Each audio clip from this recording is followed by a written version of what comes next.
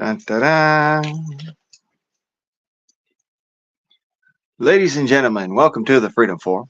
I am your host, Yo Guardsman Nam. Have yourselves a beer, sit right here, and have a good old time with me. As it were. As it were.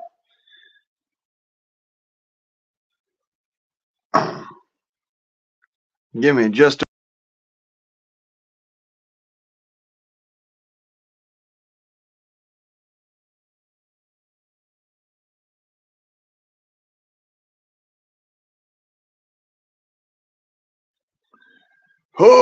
okay. And I'm gonna go grab a beer and I'll be right back, y'all. Sit right here and have a good old time. Oh, that was not good.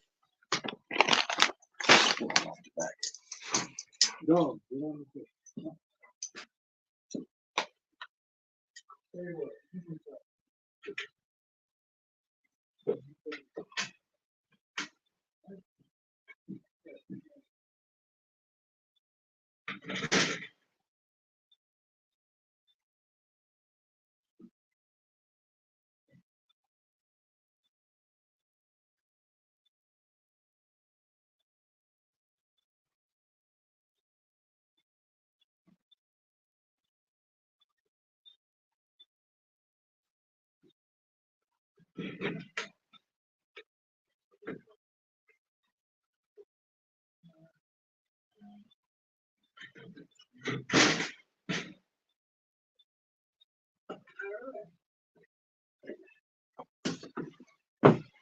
Things are working out for the better. Here we go. Aha.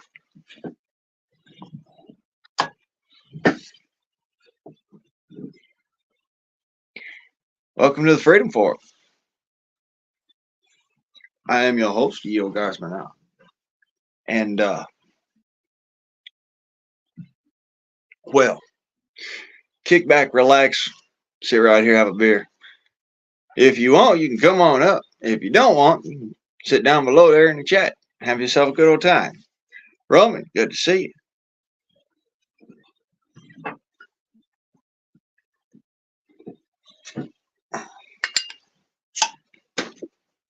Have to walk halfway across the town. I might as well enjoy this beer. Whew. Saturday Night Live. Well.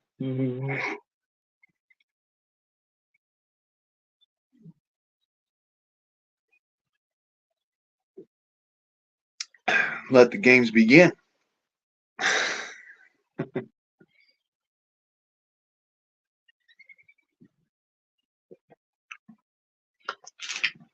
I says I gotta grab.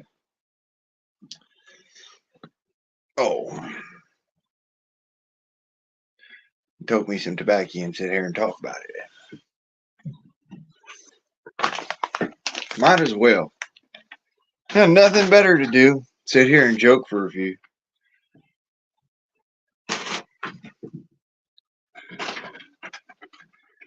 So,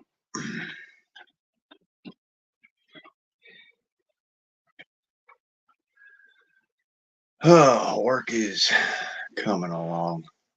uh,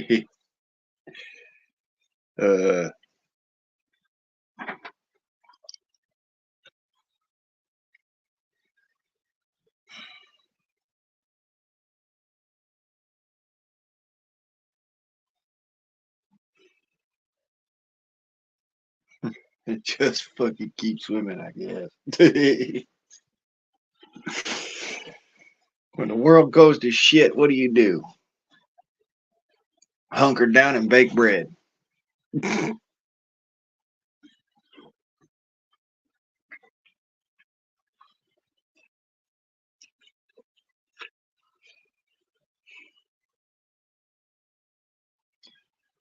Right?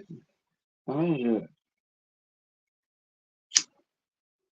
ain't like anything's gonna get worse than that.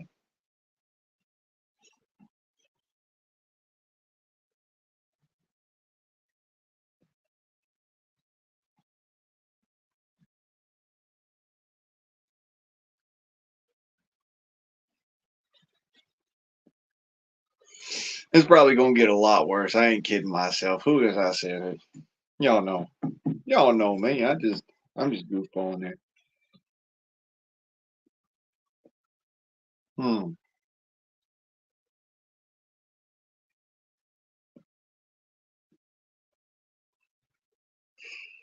Talking a bit on the pipe of prophecy here. I figure, hmm, well, things have been going about like I says. Oh, on the subject of the truck. There's it. I ain't seen it yet. And I've been told, hey, I'm getting it. I just dropped freaking $600 on a winch and a chainsaw. So whether or not, the truck comes my way, I'm gonna be using that gear. I'm gonna make good use of that gear. That much I can say. You know, a bird in hand is better than two in the bush.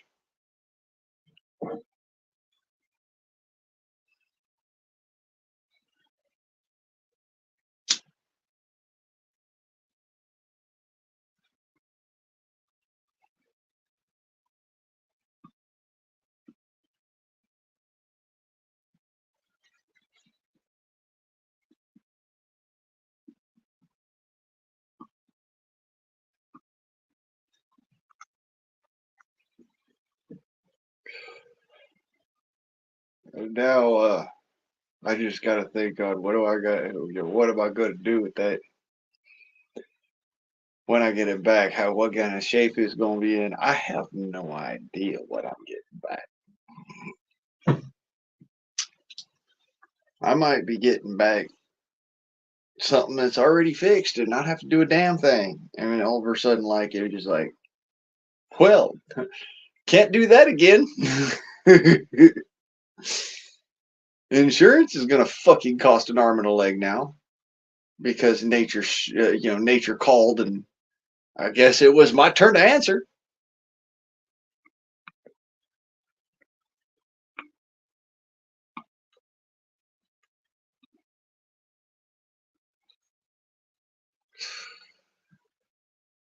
But I'll tell you this much: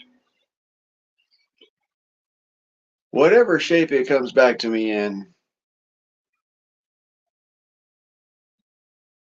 I'll make it last.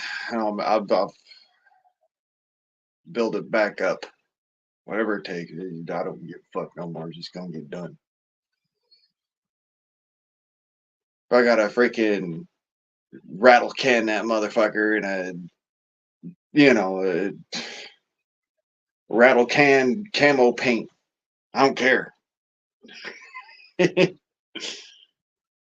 Really don't care. It was nice while it lasted, having the the chameleon colors, uh, that olive drab green, forest green into like sea ocean gray. It was nice having that, but that's a fucking expensive paint job, man. So whatever I get back, I'm probably going to end up doing it in like I don't know. Maybe I might do it in like Rhodesian or hmm.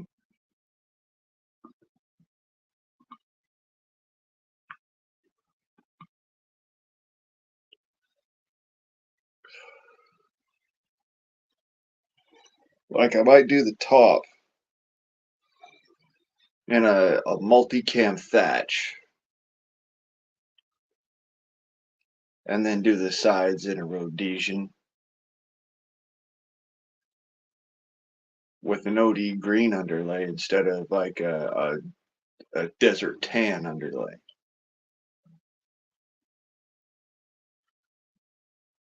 I might actually come out looking pretty good. You know what I says? Mr. Hot Sauce, why, I saw you over at Alice's. How you doing, soul? Good to see you.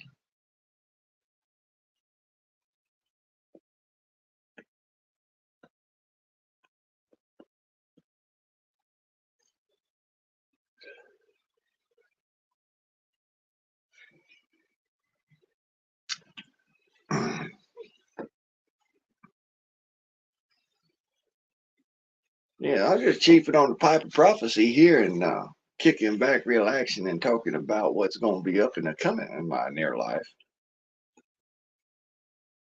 Did some more writing in my book, and it's just a fantasy book. I mean, come on, let's be real. Real life is that sort of shit fucking happening? Nah. It's just a giggle fest, anyway. It's all just a fucking lark.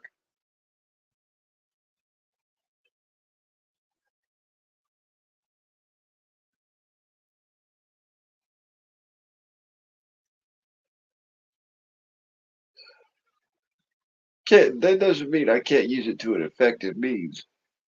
You know what I says. I mind you, I'm having to look past a pencils holding up my phone here.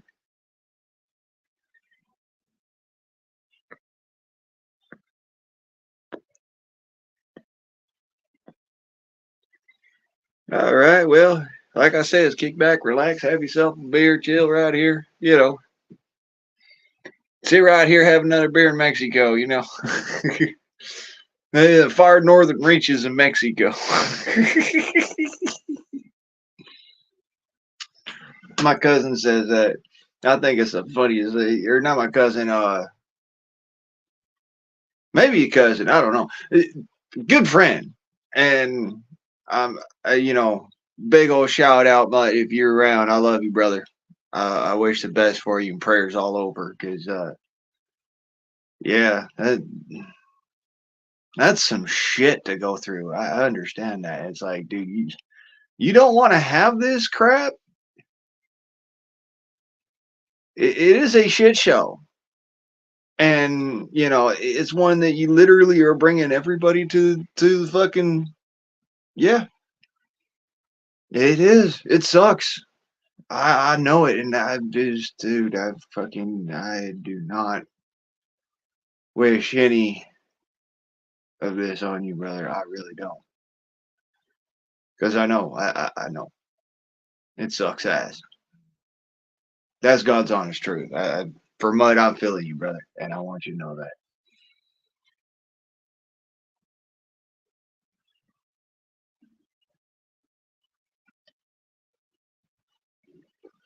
I kind of taken a stand back in the background, usually I kind of step back a little bit because I just don't want to. I won't push you too much because I know that in this time you have a little bit more to have to deal with, and so it can fuck with your mind. And believe it or don't, the spaciness it lasts forever. You have that spaciness for a long fucking time afterwards, dude. So I wish the best for you, really.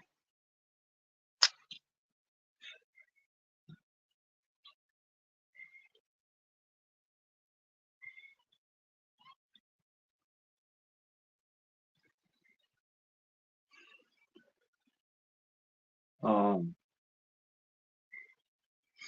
Let me get off of that morbid ass fucking note though, because things are all right. Because at the end of the day, I'm gonna hammer shit out. I'm gonna make things work. And that's how I do shit. That's how I do things. I get it done. Just shoulder into the yoke and move forwards. It's how I've always done things. You know. At the end of the day, sit back, have yourself a pipe load or two or three or four or five or six or a dozen. Have yourself a beer. Relax, chill, because you know the day is done. You got something accomplished today, and that's better than nothing. That's how I feel about my entire day. If I get one fucking thing accomplished, I don't give a shit what it is. If I get one fucking thing done a day, I made worth, and that's what's important. Make worth.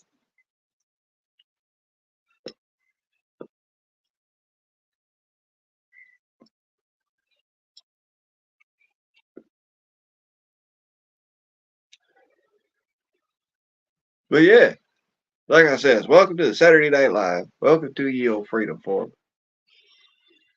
Um, by the by, this is an open panel. If y'all want to get up here, you can. And links at the top of the description, or at least not top of the description, top of the chat there, and open it up. Make sure you got all your happy ass messages on there, so you can see what's really going on in the chat, and all that fun shit that I don't like getting into the technicalities, but you know me. Um, as it were, having good times is what we're about here. Kick back, relax, talk some shit, have some good times. That's what it's about. At the end of the day, and I says this all the time, this is one of my normal sayings because it's something I grew up listening to my grandma says. At the end of the day, you still go back to the same bed. You still lay your head on the same pillow.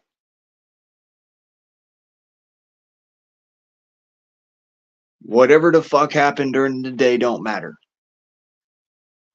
If you got something accomplished, you can pat yourself on the back before you go to sleep.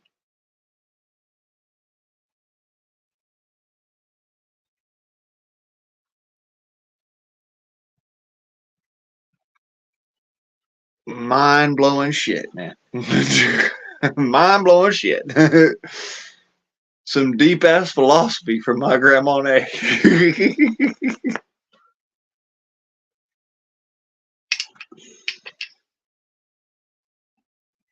At the end of the day, still lay down in the same bed. You still put your head on the same pillow.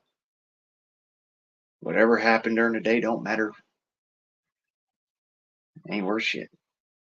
But if you accomplish something, you can pat yourself on the back before you go to bed. Well, that's a nice way of looking at it.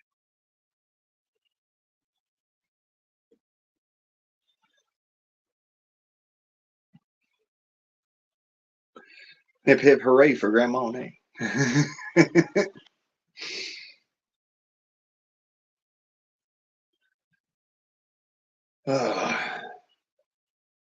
Yeah, here we are. It's sundown right now. I'm watching, and it's not just sunset, it's sundown. The sun has parked its happy ass behind the freaking clouds on the sunset and said good night. And I says, all right.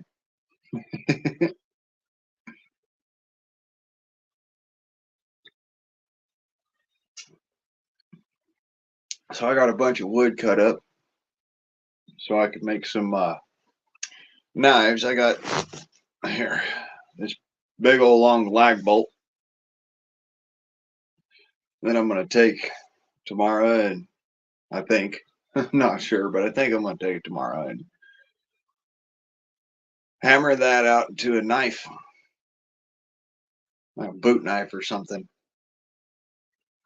Make a couple of those and go and sell them.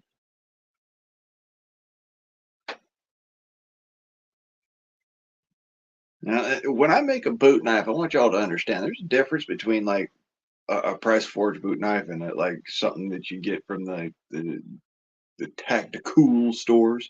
I try to do things historically.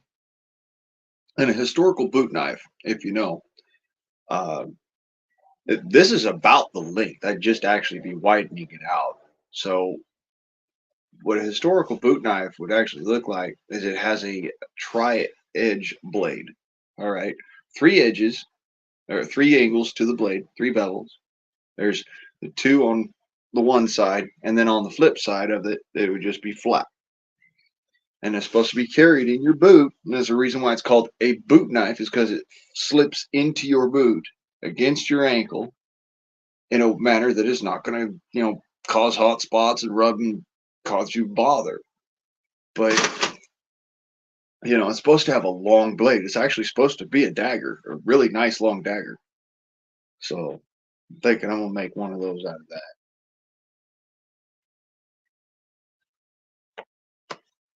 Hey, God plan, good to see you, brother.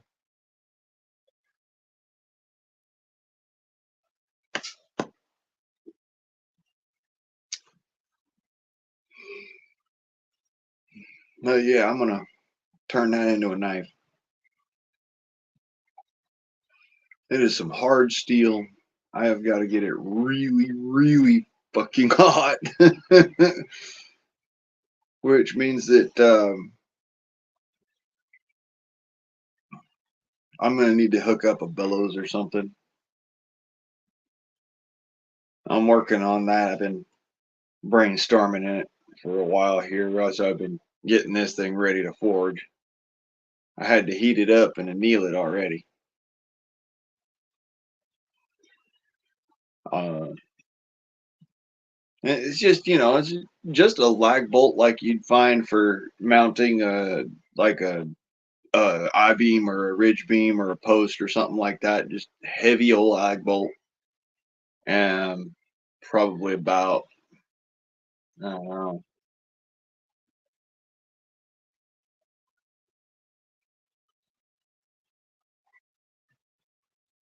say 8 inches, maybe 7 inches, something like that.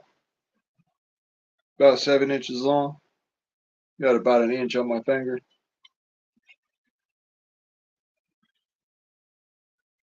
Widen that out.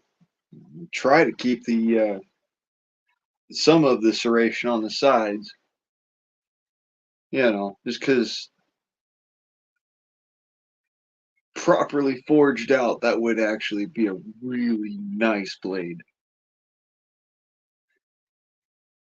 I'm thinking I might keep the serrations. I don't know. I don't know yet. You got to know that it's the piece itself tells you how the blade is made.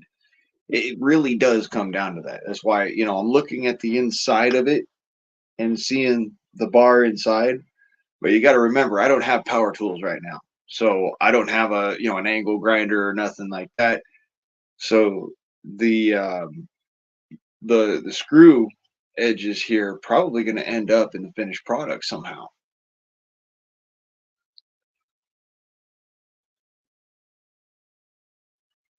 Got to figure out how to get this thing hot enough though, because like I said, my forge, the blower is down, and so I need to figure out a new way to set up that blower somehow that it's not going to go down because of weather.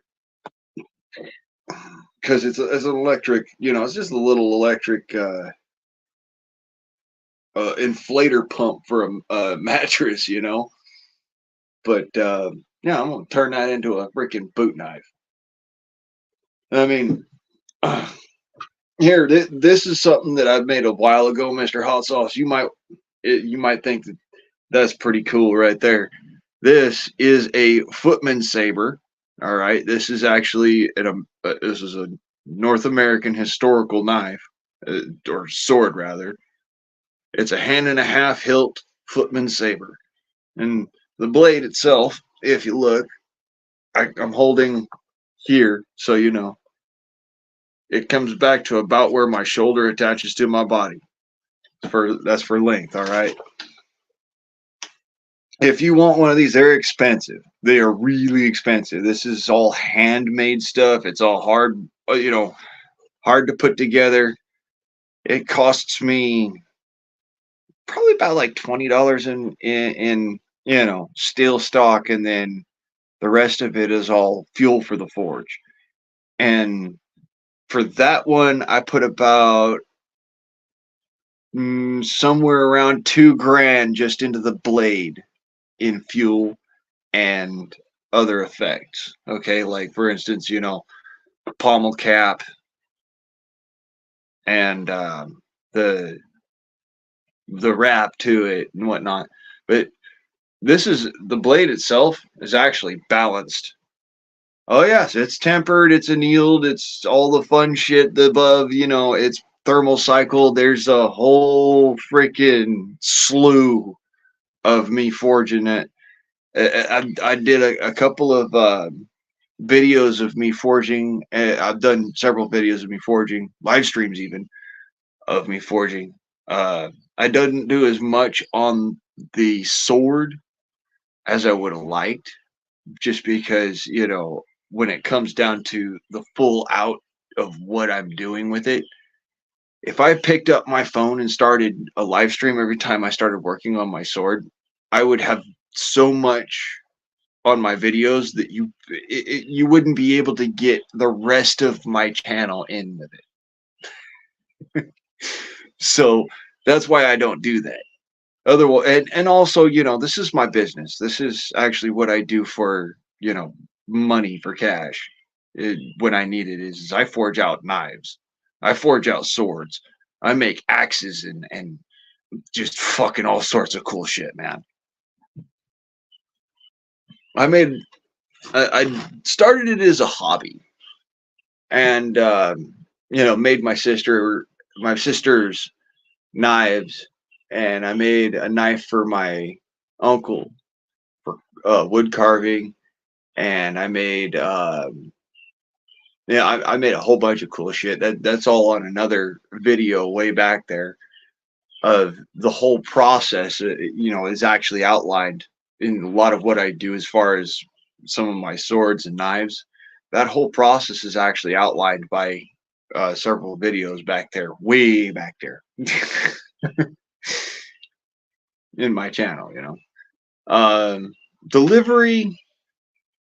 Okay, that's a thing, because when I start a blade, all right, and this is a thing, because I stamp a lot more on my blades than like some companies do.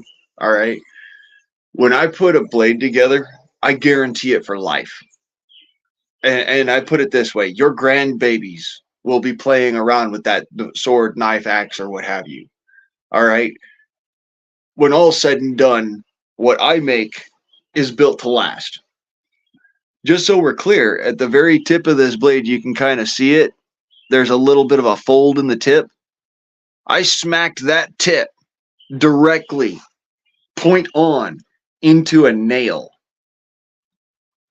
Just, fucking around with this sword, and just because this is my sword, I built this for me. I was just fucking around with this thing, and I stabbed into a freaking board with a nail in it, and it smacked into the nail, and it bent the tip really nasty. Put a big old curl in the tip. And all I did was I took a hammer and my anvil and just tapped it back into place with the hammer, and then sharpened it. And there again, just fine, as if it was the day it was made brand new. And my blades are guaranteed for life because they will literally handle whatever you throw at them. This thing, maybe you can see it there on the view there. It is a thick boy. I'll give you I'll put a pencil up next to this for reference of how thick this is. There's your pencil. There's your blade. They're literally neck and neck right there. Okay. There's your reference. That's how thick these boys. It is a thick boy right here. I make knives and swords and axes, and they're really built well. They actually are built so much to historical items that you'll notice there is no maker's mark in the blade. You can see there's no maker's mark at the end of that ricasso. Okay, there is a ricasso on this, by the way. You can kind of see it there in the light. It is 100%. Yeah. This is a real sword. You'll buy a whole bunch of shit from the stores, and you get all kinds of cool shit from Amazon and whatever, and great. You can buy stuff from like Cult of Athena. There's some good, budget swords if you want to get into budget swords. But this is not a budget sword. This sword right here, that shorted as it is, when it's all completed, will be at no less than 35 grand to buy this sword. And the reason being is because before they even leave, any of my blades ever leave, I have tested them to a point where I'm confident that the blade that I send you or the blade that I give you is literally going to be something you could run a fucking tank over. Exaggerating a little bit, but you get my point. I mean, I can throw my sword that I've made into a fucking tree and stand on it. That's what I call a guarantee you can stand on. That's the kind of blades I make. When I make even a knife, it is built so that you're not going to break it. The edge is pretty much guaranteed for life because of the type of edge geometry. Okay. And at the end of the day, they're really fucking easy to repair if, it calls for it. You're not going to snap a tip. You're more likely to bend one just because of the way that I treat the steel. And it is a very specific way. And you'll see that in some of my videos. I take it and I go and first I'll thermal cycle the blade so that it's gone through its full thermal cycle and anneal and thermal cycle and anneal and thermal cycle and anneal, and then I'll go thermal cycle, cook down, thermal cycle, and quench, and then come back, and then I go a full thermal cycle and let it soft anneal, which is just out in the air because it's gotten to a point where it is hardenable by air. I literally took 5160 steel, all right, just regular old knife making spring steel, and turned it into this, which was air hardenable. It air hardened. That's why I have this now. It's got just a little tiny bit of flex to it, but it flexes back to true. This thing is a beast. If I build a sword for somebody, if I build a knife for somebody, if I build an axe for somebody, I can guarantee it for the rest of your natural born life. My natural born life. That thing will never fucking fail you. The handle will come off before you are done with it. I guarantee that much. My handle builds are some, they're freaking phenomenal, but at the same time, they'll come apart before the blade ever breaks. I don't send out a blade otherwise. I've tested them. Every single one I send out, I test. Personally, actually. And I'm fucking hard on my blades. I'm hard on my knives and swords and whatnot. I've taken this sword right here and I have split firewood with this thing. It's one of the actual historical tasks, if you didn't know. It was also known as a camp knife, a camp saber. Okay. One of the historical tasks for a footman was to get the fire going when you stopped the stagecoach for the night. Well, that's what this saber was for. And you had to be able to literally chop through firewood with it. I have literally tested this thing against firewood. I've cut firewood and chopped firewood with this thing and split firewood with this thing. That's what I'm saying. This is a fucking sword. It is not a play toy. I don't send out toys. This is not for LARPing, guys. Okay? These are not toys. These are real swords. On the level of you can only find these kind of swords in a museum. I follow some of the same techniques. I work with the same tools. Let that blow your mind for a second. I use the same freaking tools that they would have thousands of years ago.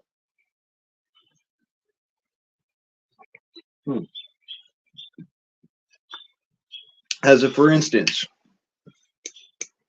pliers. A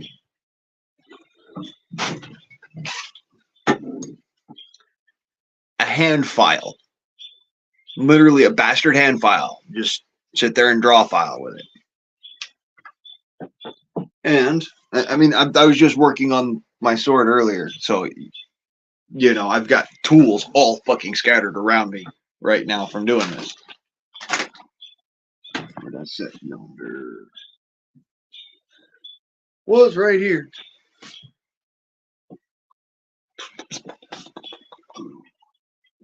Ah, well. I'll see it in the morning in the daytime. I normally use that thing in the day anyways. But I have a hand grinding stone.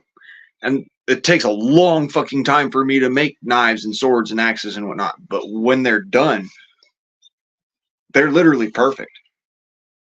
You could pick it up and sit there and be like, that is a knife. That is a nice fucking knife. In fact, that's a sword. It feels good in the hand.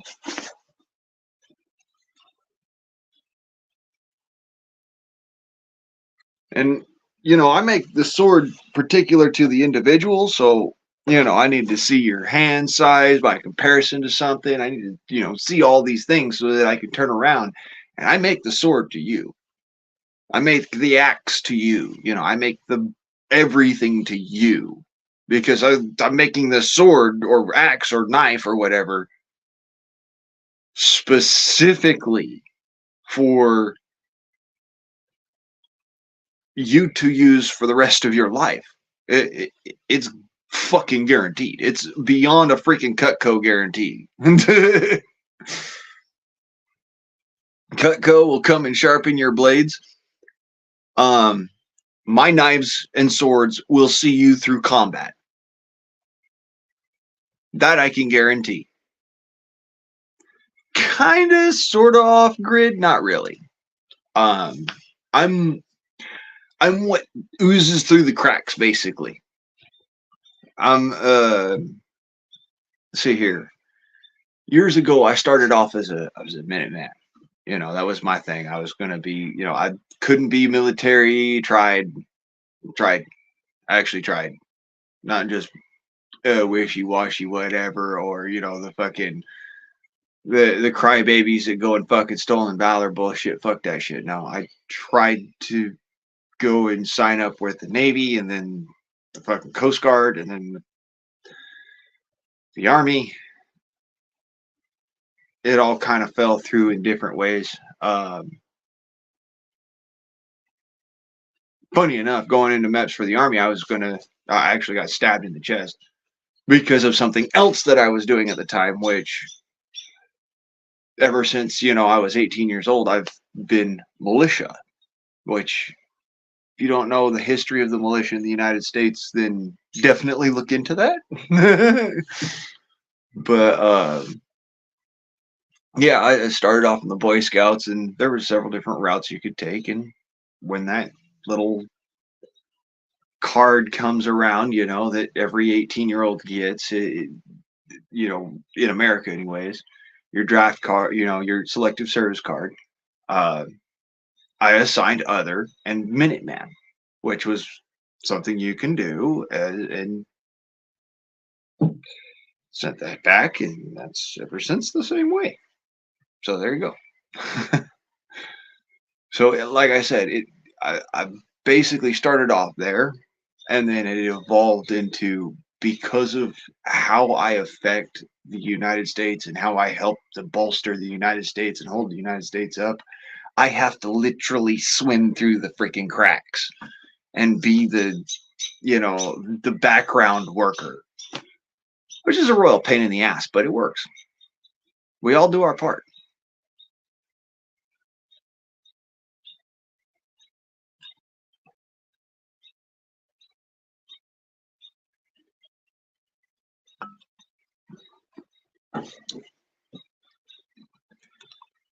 When everybody goes to sleep at night, I'm still up and awake, ready to respond in the moment's notice, just in case of fucking whatever. And some people might call that paranoia, but rather it's something that I personally conditioned myself to do because I recognized it as a duty. So, some people might see it as crazy. I see it as necessary. Yeah, I know. Sirens. Thank you, Who.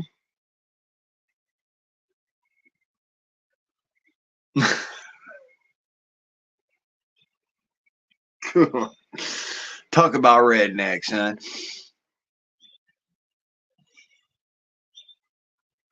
My back is always breaking. My dogs are always barking. My money has trouble making, and my truck has trouble starting.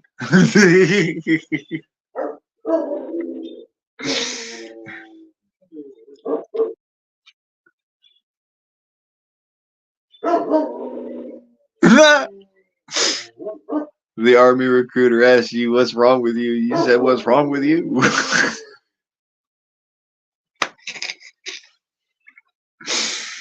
Hey, that's all right.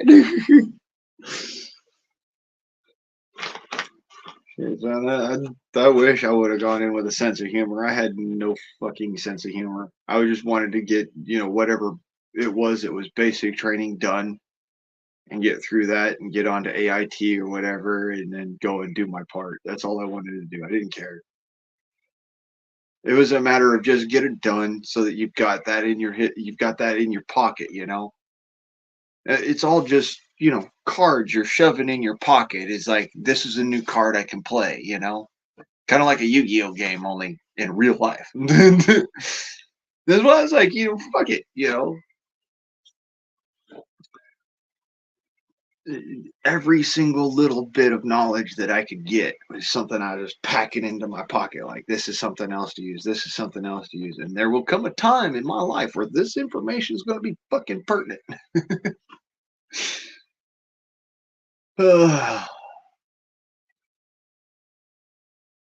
There's a reason why I paid attention in high school. Shit.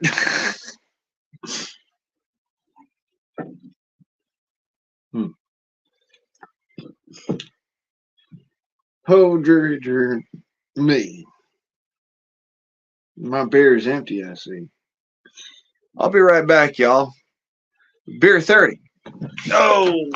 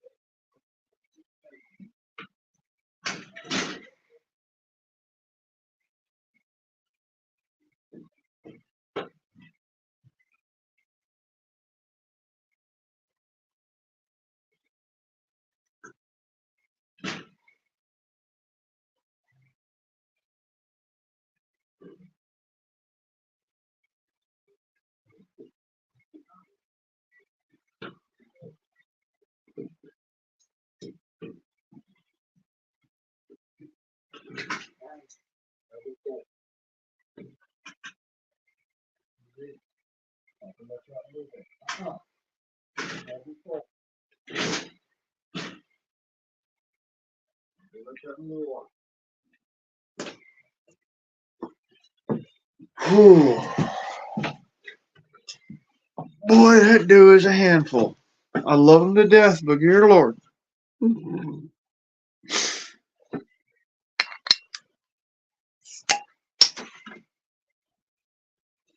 Beer 30. Afternoon, ladies and gentlemen. Welcome to the Freedom Forum. This is the Saturday Night Live. Do feel free to go ahead and hit that there at the top and whatnot. And if I know you, I'll bring you up. If I don't know you, I'll we can talk, and then maybe I'll bring you up. And well, things work out. It's good to get to know each other.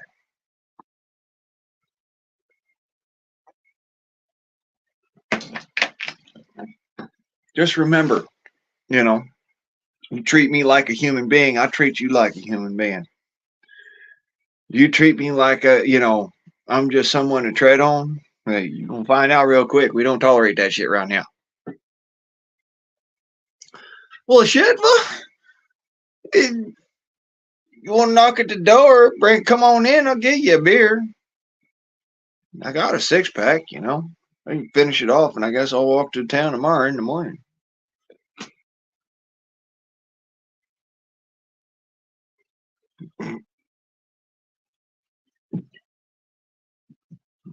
And clear you off the seat and pull you up one, you know. Like I said, I'm always down to have company. It's just a matter of, you know, I don't like people touching me so much. It's like, dude, I know I get this weird fucking, I get it from a lot of people. Like, what, you know, I get told, why are you so stiff? I just giving you a hug. Dude, I just don't like being touched. It ain't nothing personal. After being stabbed in the fucking chest, you'd be a little bit weary about, you know, folks touching you too.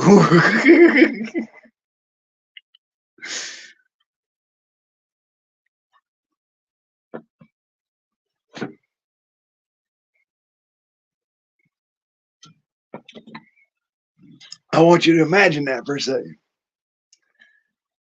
I got stabbed in the fucking chest, and I make knives.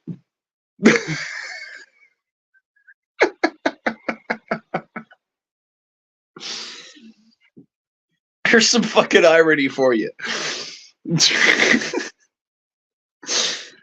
I took a blade in the chest, and I that's something that's like my skill is making knives, but also using knives. You know, before I ever became a bladesmith, I was a mixed martial artist, and one of the martial arts I practiced was Bushido, the art of the blade. I mean,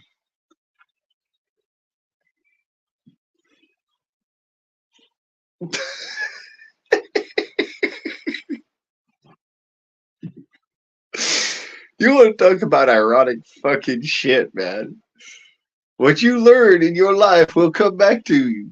Trust me. Everything is a fucking circle. Everything. I keep on telling folks this one. I think it's the most giggle factor on the planet. Everything is a circle. You know, we live circle. Yo hakoheisha. It's Cherokee for we live circle. Bullshit. I've got the beer on it. You fucking, you want to talk bad?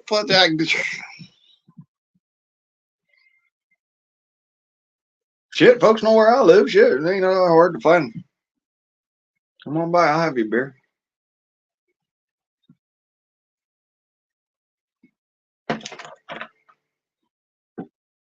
Tell you what, you bring beer to the fucking table. I'll make sure you eat well too.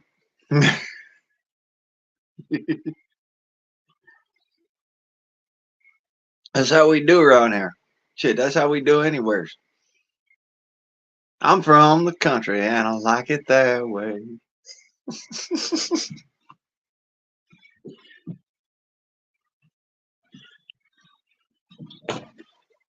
Everybody knows everybody. Everybody calls you friend. You don't need an invitation. Kick off your shoes and come on in. Yeah, we know how to work and we know how to play. I'm from the country and I like it that way.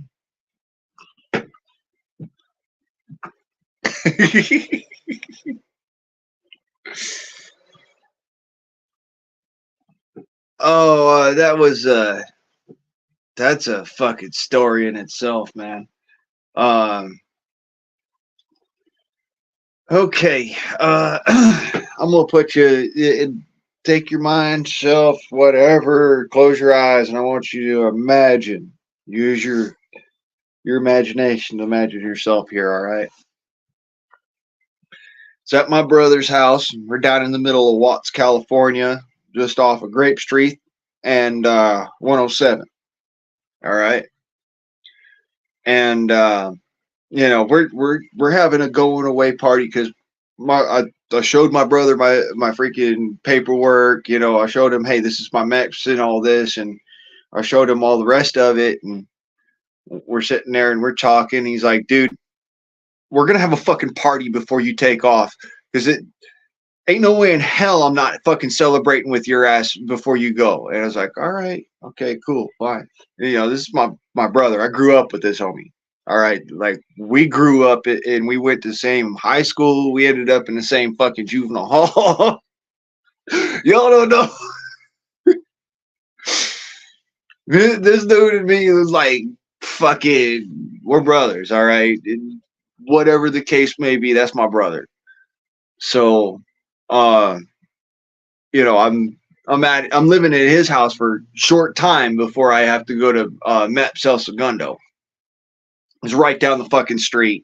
At the time, I'm riding around on a fucking 50cc Vespa scooter. I don't have transportation to be going across the fucking country, but whatever, I don't care. Uncle Sam's going to provide. We're going to go through this. So, I showed my brother all my documents and all that shit. We're working on it. And it's like, all right, so dude, we're going to party tonight. Tomorrow in the morning, I will do whatever's necessary to get you there. It's like, okay, bro, you don't need to do nothing.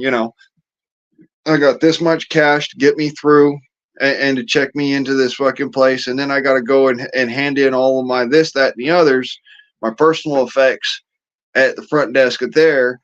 And then I got to just finish the ASVAB and I'm through the door. So, much love, bro. So we're sitting there, we're having a good old fucking time. We got a couple of handles of fucking rum and a handle of fucking, whiskey and like 2 or 3 40s and we're smoking some weed, because this is my brother. I mean, come on, we're going to smoke some fucking weed. And I know, this is right before I'm going into MEPS. I understand, dude. That shit's gonna all that shit's gonna come to a kibosh right at that fucking point because I'm going into MEPS. So all of this stops today. This is my last fucking big hurrah.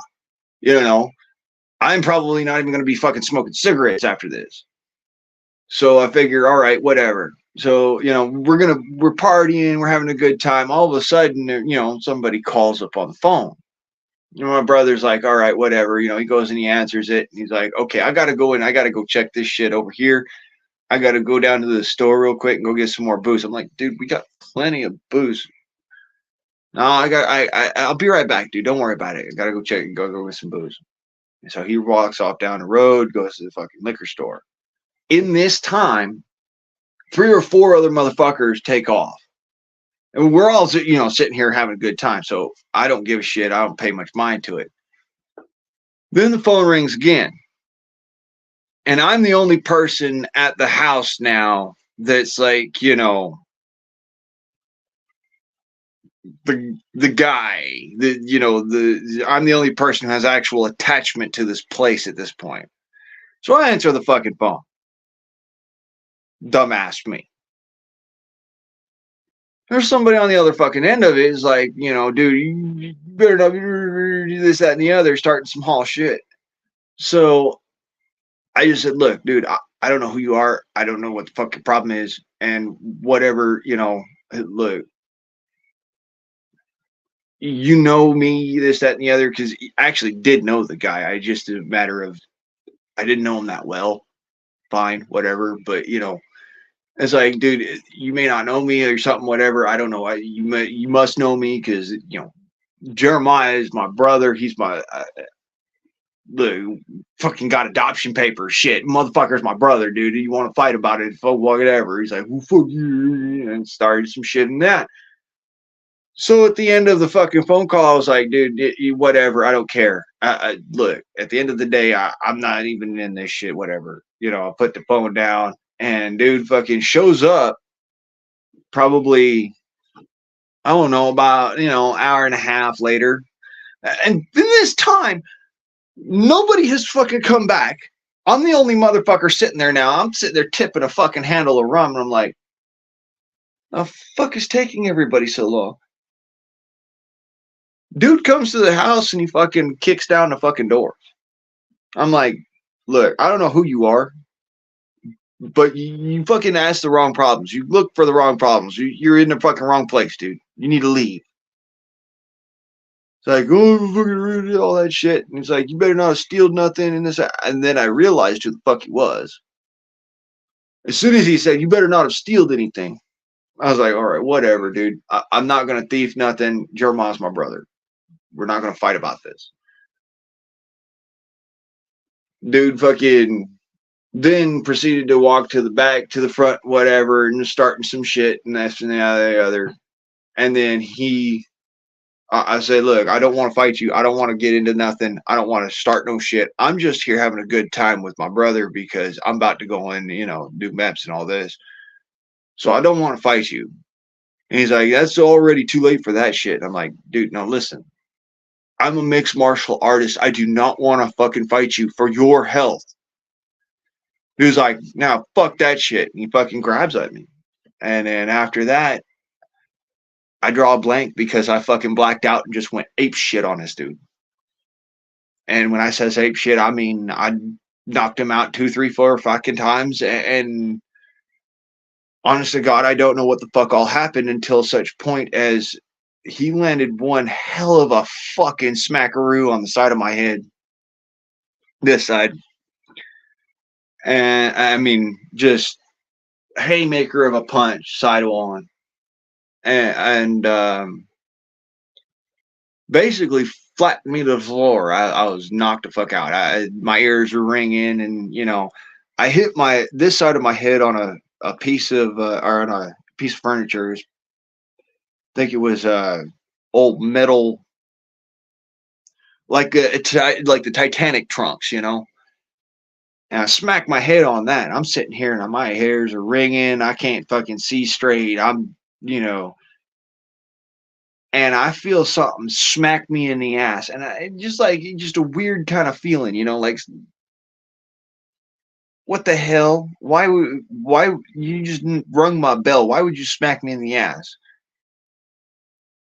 And I started to come around and I realized my pocket knife wasn't in my back pocket. And I turned around and I looked up and he's holding that knife and flicks it open. And I hear it more than I see it. I just hear that click as that thing opens up and he comes at me with that fucking knife. And I mean, held so that the knife is like this. All right. Straight at me, but, blade up. And he comes at me with that knife like that. And I put my hand on top of his hand and my other hand underneath his elbow, like such, and just twisted upwards. And I don't know how it happened, but he ended up somehow behind me, grabbed a hold of his wrist and shoved that fucking blade into my chest. And that's how that went down. And then he jumped on top of me, landing me on top of the bed with that knife up in my ribs, shoving it back in my ribs. Pulled it out of out from where he stabbed me with it, and then just like a fucking zombie. I mean, I swear to God, I'll never forget this fucking look on his face till the day I die. It was just nothing but this.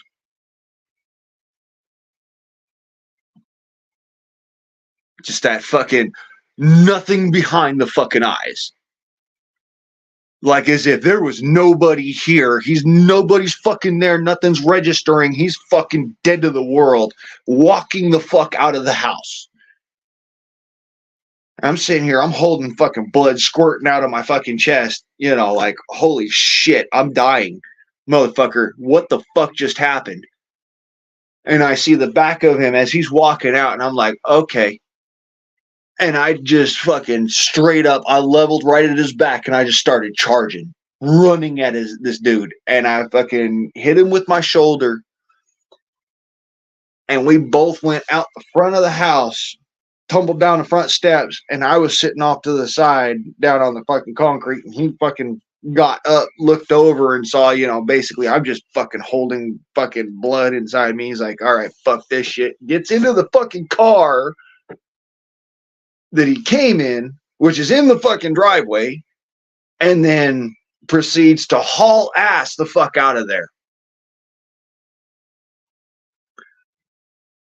And at this point, I'm getting delirious because, you know, I'm bleeding. I've fucking things are just kind of loose and lucid and just, you know, surreal almost. Like, what the fuck is going on? And so I pass out. And I guess the next door neighbor there, my brother's neighbor, she saw me laying on the ground and blood just kind of pooling underneath me.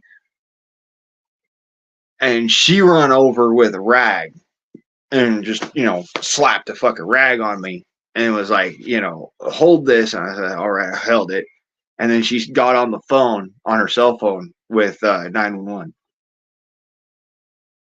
And the ambulance took about, fuck, I don't know. At that point, I was slipping in and out. I was just in and fucking out of, you know, it could have been 20 minutes. It could have been 20 hours.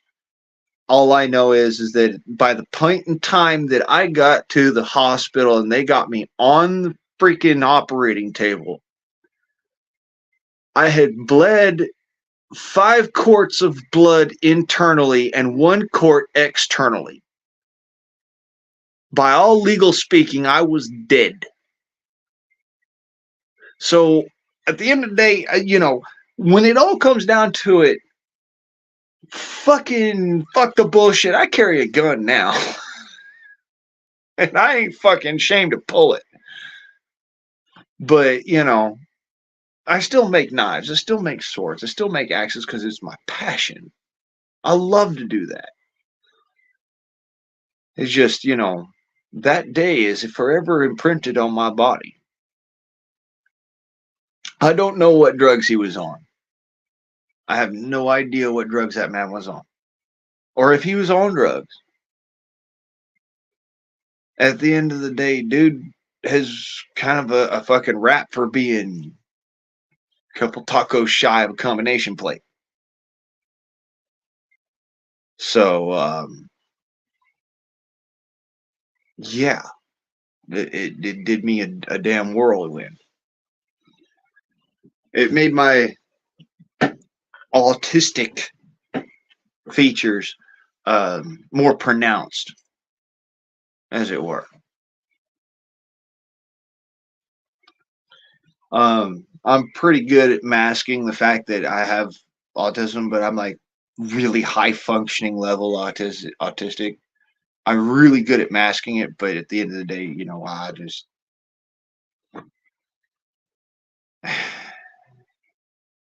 a zebra don't change the stripes. You could run with the best of gazelles, but you know, until you're a lion, don't start talking shit to me.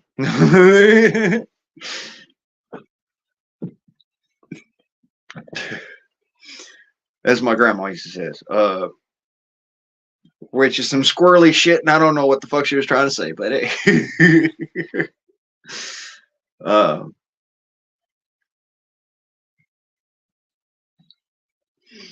All I can say is that, you know, after that day, I carry a gun because it just is prudent.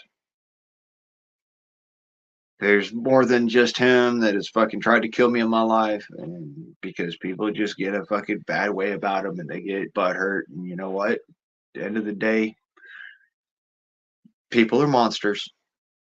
Just how it is. Oh, yeah.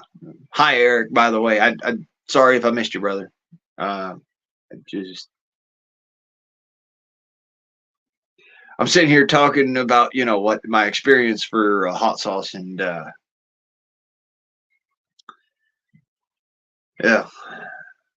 Imagine, you know, I relive this all the fucking time, but at the same, it was. I don't want to say it was traumatic in the sense that it would, you know, be like a world-ending trauma that you know, oh my god, everything's gonna end, and just I can't stop, I can't think, I can't do nothing, nobody touch me. No, it was Okay, that fucking happened. And it sucked. I was in a coma for 3 fucking days. And I think it was 3 days. It might have been 3 weeks. I don't know. Fuck all. Because I was in a coma. And, had my jaw fucking, reattached to itself and shit. So I have no idea.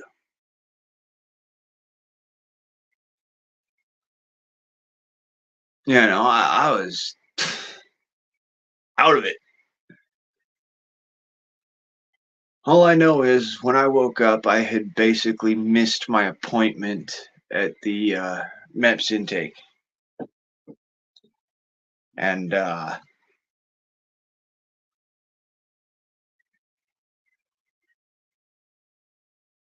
had a message on my phone, and call me immediately. It was the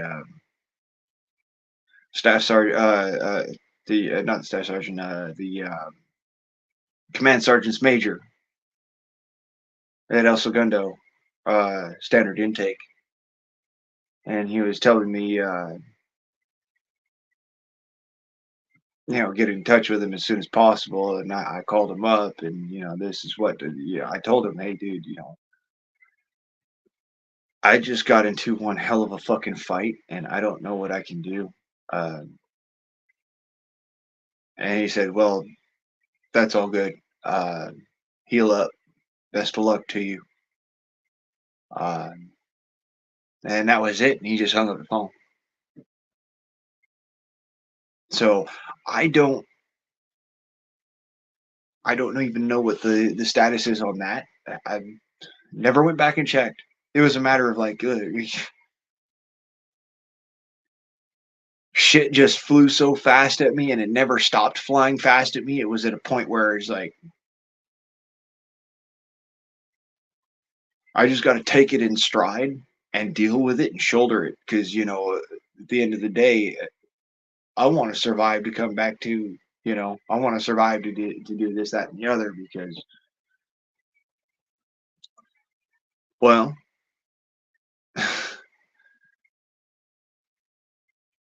I missed out on that opportunity.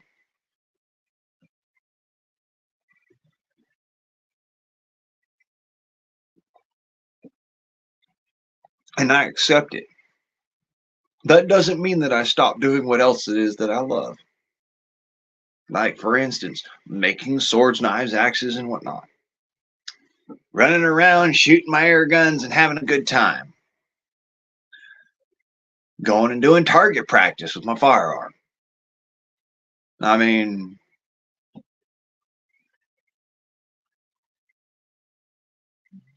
and also, I still stand to the effect of the militia, the modern militia, which is go where you're needed, do what is necessary,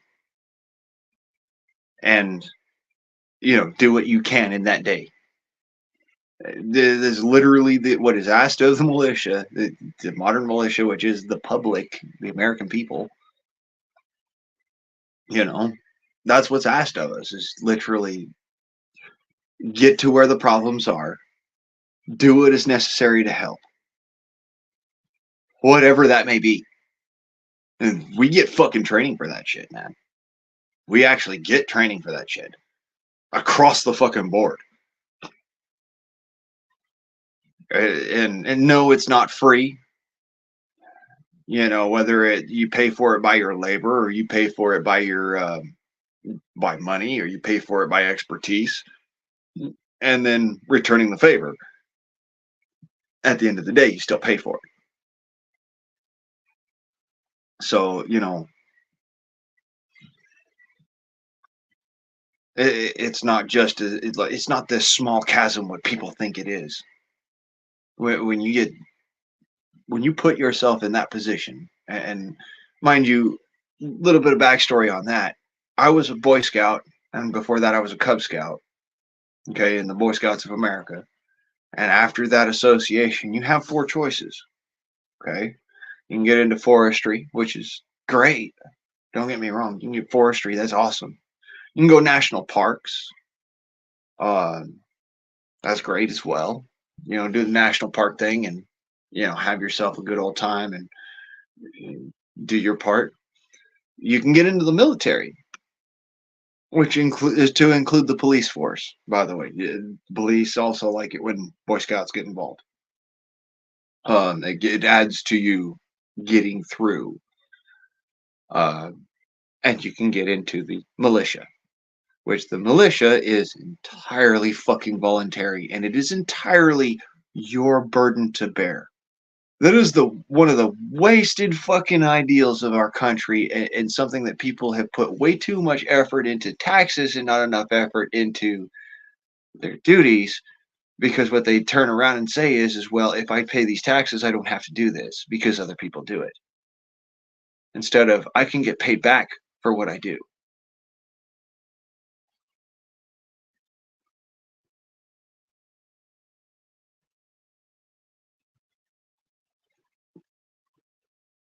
And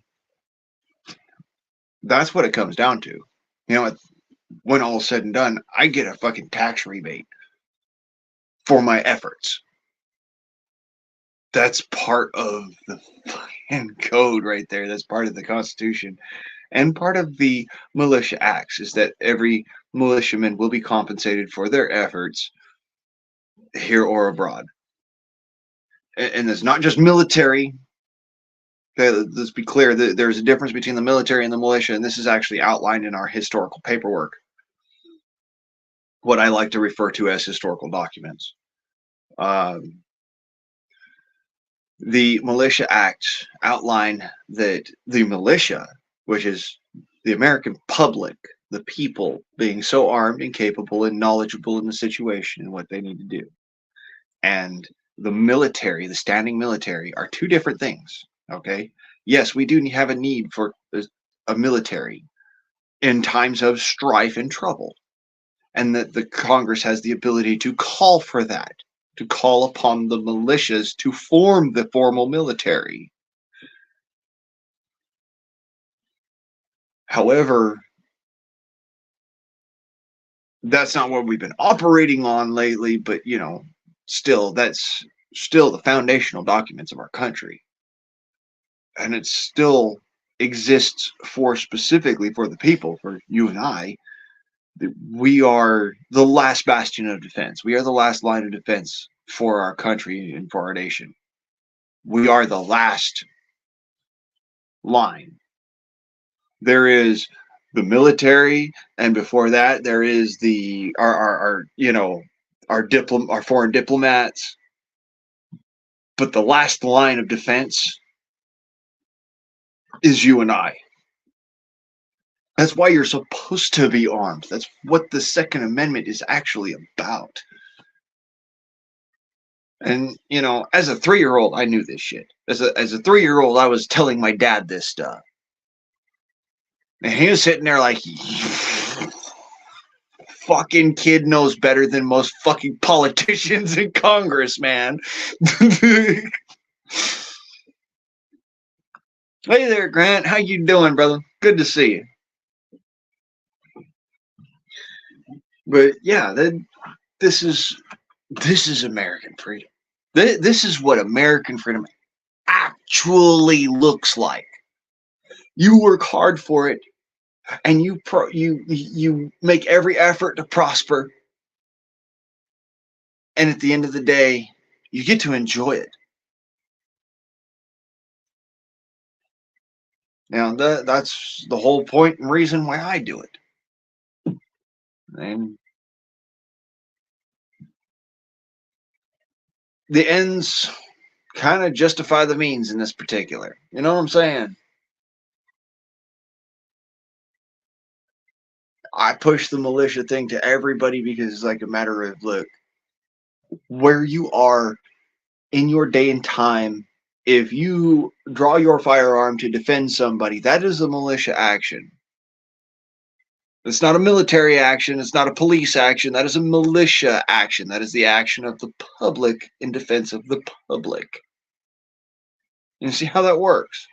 There's actual parts of legislation and cases in the courts and whatnot that specifically outline that is supposed to be the case, and not only is supposed to be the case, but is pretty much the avenue you're supposed to take as an American.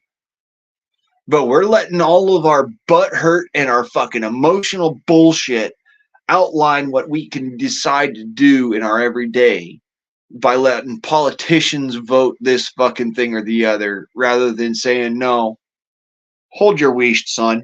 You work for me. Not the fucking other way around, and let's be clear. You fucking work for me. So play nice. Or we can play mean. And what most Americans really fucking need to do is just fucking stand up and have that set of balls like, no, motherfucker, you work for me.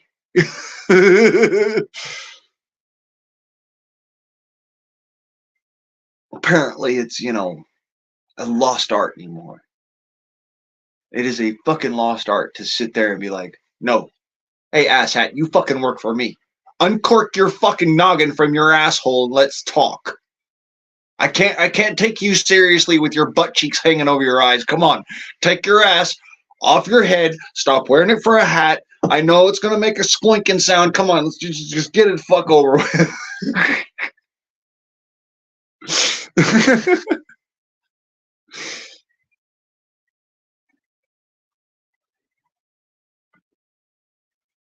Oh, good beer. It's one of the things I can say about fucking IPA. Look, it's smooth. It's got a piney kind of fruity flavor to it, almost grapefruity. It's really good, dude. By the way, I don't like beer that tastes like bread. Maybe it's just my aversion to bread, but and the fact that when I eat bread, I piss blood.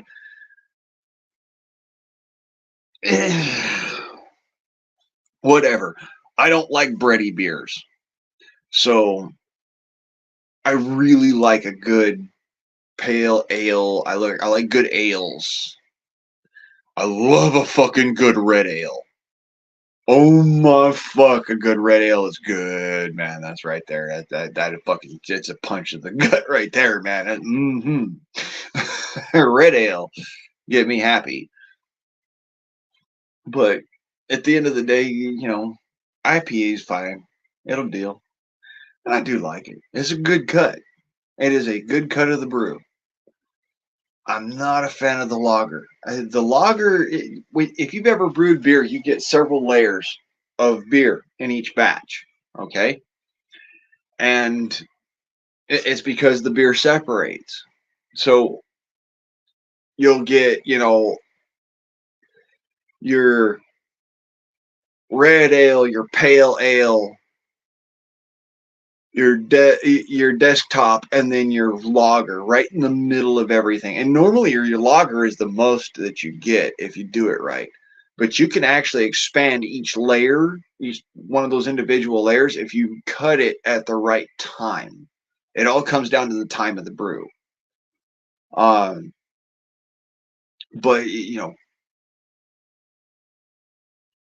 timing it right is important. Keeping everything sterile is fucking important. And your hops. Holy shit, your hops and your malt cannot be freaking...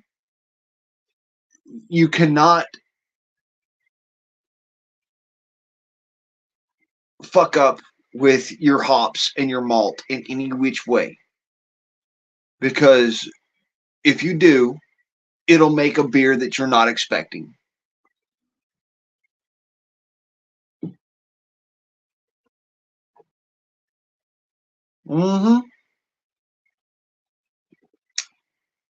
IPA. Really good beer, though. I've heard all this bullshit about, oh, it's a fucking foo-foo beer.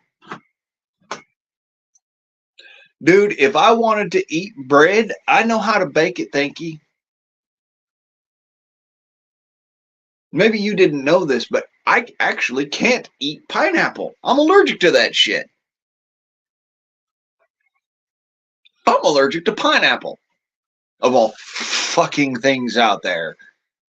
I can eat mangoes. I can eat fucking strawberries.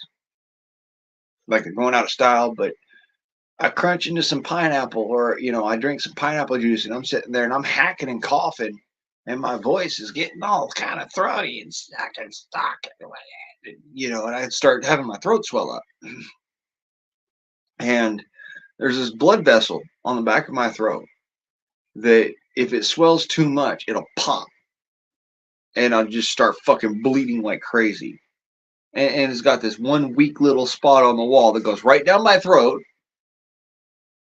And this blood vessel goes up over the top of my sinus. So sometimes I'll get a nosebleed. Other times I'll get the other way. And it'll make me want to puke. Pineapple. Of all fucking things, fucking pineapple. So any time that I can taste something that tastes like pineapple or grapefruit or, I'm all fucking ears. And I mean that, all fucking ears. If somebody could take the essence of fucking pineapple kush and stick that in a beer, you are my new best friend.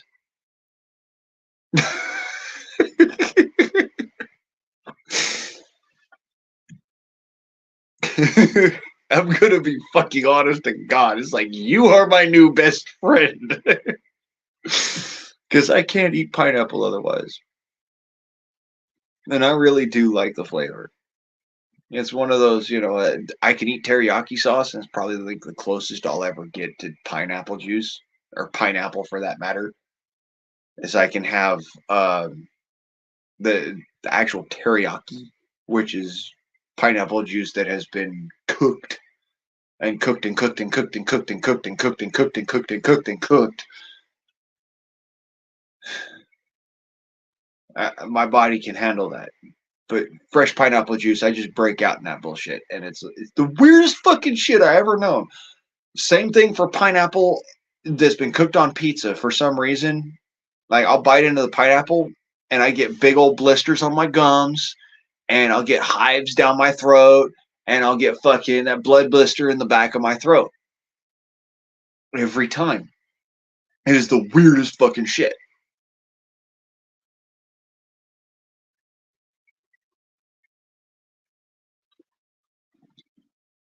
Mm. Yeah, Pineapple Express. They're some good. But, true pineapple kush. If you've ever taken a big old bite of some fresh pineapple, because, mind you, I've got that photographic memory like that, so I can do this shit and kind of, memorize to the back to that, but I digress.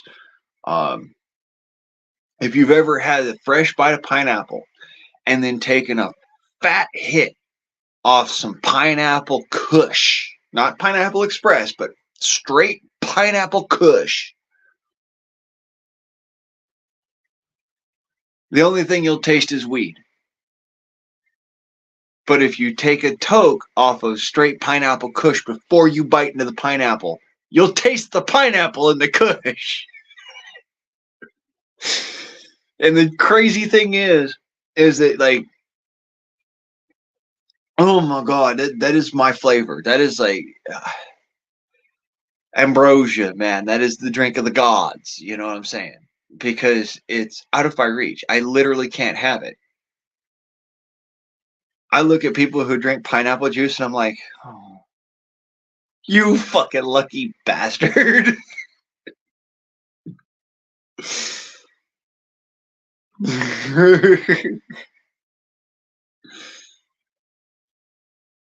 Fuck yes. Pineapple Express and IPA. Now we're talking. Hmm. Oh, wait. What's this?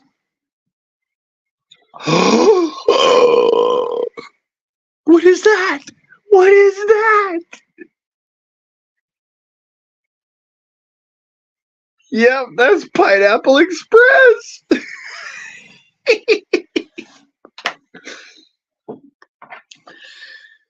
See what I'm saying? This is my favorite fucking flavor. I don't know why people don't understand this. I love pineapple. I can't eat natural pineapple. It's the weirdest fucking shit. Especially fresh. Especially fresh. I actually, one point in time in my life, I got to the point where I wouldn't eat natural flavoring pineapple.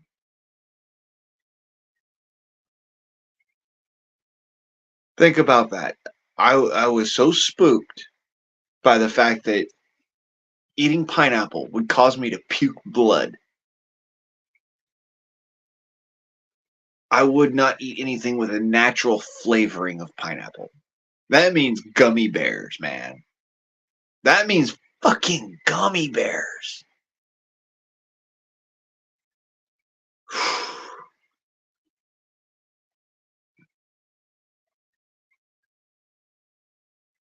Yeah. I hit that point. And I was terrified of it. I'll do it now. I'll eat, pineapple flavored gummy bears. It's my favorite flavor of them. And they don't cause me a reaction. They don't, none of that. It's something in the pineapple itself. It's not the vitamin C.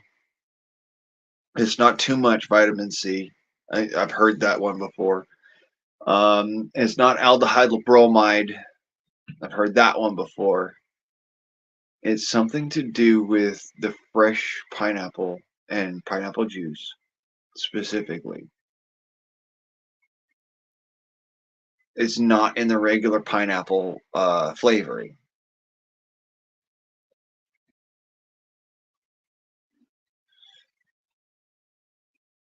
I mean, it's kind of like for people who have peanut allergies. I feel so fucking sorry for you. Oh my God, I feel so sorry for you. Could you imagine not being able to eat peanut butter? Dude, I would die. I would literally fucking die because, whenever I get peanut butter, it's like one of those, I make this recipe called Wayfarer's Loaf. And if you want to talk about something that is literally fucking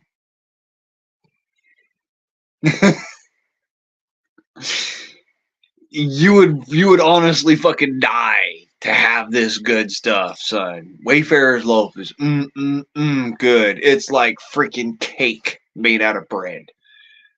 I'm talking this is like if you're a stay-at-home keyboard warrior kind, that likes playing your video games and is, a crybaby at heart, but likes all the other shit and whatnot, and so you like to act like a big bad tough ass. Well, guess what? This is what the big bad tough asses used to use back in the day as knights when they would go on campaign. This is the shit. You take a loaf of bread and you alternate peanut butter, honey, and some sort of standard preserve, like strawberry preserve or blackberry preserve or grape preserve, but you use preserves. You need the sustenance from the fruit, but you alternate. One will be peanut butter and honey, and one will be peanut butter and jelly, and one will be peanut butter and honey, like that. And you go in, you sprinkle in like almonds, or you sprinkle in walnuts or pecans while you're putting these pieces of bread together, and you put them all back into the bag, and you make a loaf out of this. And this is called Traveler's Loaf or Wayfarer's Loaf. And this, literally one bite of this, maybe two or three ish, but you get what my point is. Two or three bites of this and a quart of water will sustain you as far as calories are concerned for the full day. This is what real fucking hardcore motherfuckers eat, man. When you're fucking burning the calories. That's what they eat.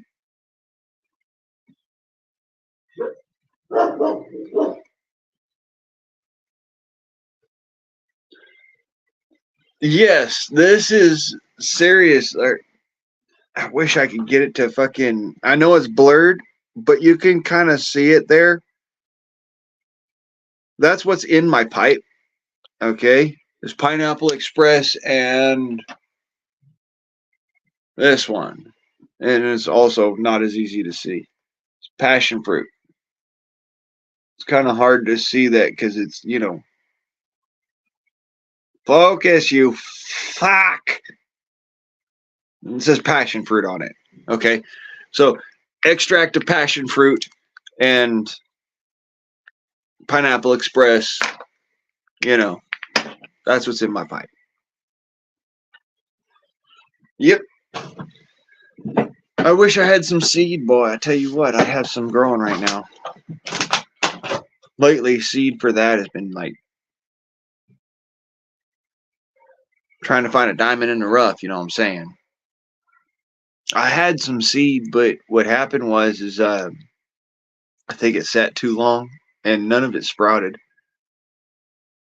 It's been probably nigh on half a decade since, I made those seed and they were done. They were like, you know what, I can't no more. I can't grow. Which is a real bummer because I made some fucking fire ass fucking strains, man. I mean, some fire strains. So what's gonna end up happening is I'm gonna end up having to go buy some fucking street weed somewheres, get some fucking seed just so I've got a seed base, and then I gotta go buy some fucking clones, or vice versa, one or the other. I'll probably end up buying the clones first and just going mostly clones for a while before going back to seed, just because I got to get myself back in the groove of it. But I'll probably end up having to go buy some street weed somewheres and fucking get some seeds so I can get some males, and then just seed out a bunch of stock, and then do the whole Sensimelia thing, and every now and then have my seed replenished. You can push them maybe 4 years, but I wouldn't push them more than 4 years. Honest. Hell, I wouldn't even push them more than 3 years because at the end of the day, I tried planting them last year and nothing sprouted. Nothing did. First year that we had them, the first year we got seeds to sprout. Me and my friend who I was doing this with, we got our seeds to sprout. Second year we got 5 out of 8 to sprout. And after that, I wasn't paying attention, and he was doing it all pretty much by his own little lonesome again.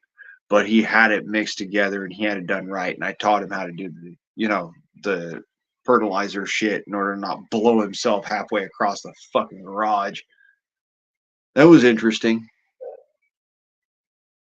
Yeah, well, that's actually one of the reasons why he hired me was chemistry.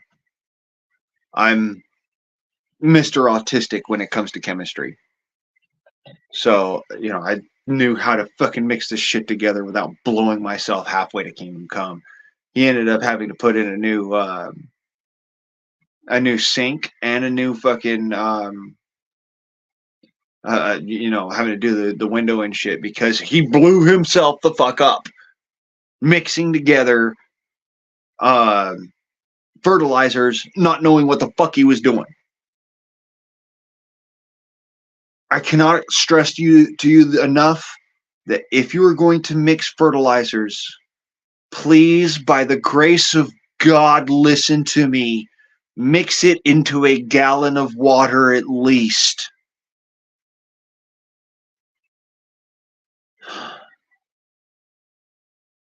I'm very thankful that this gentleman actually survived what happened. Not only because he employed me, but because, I consider him a friend.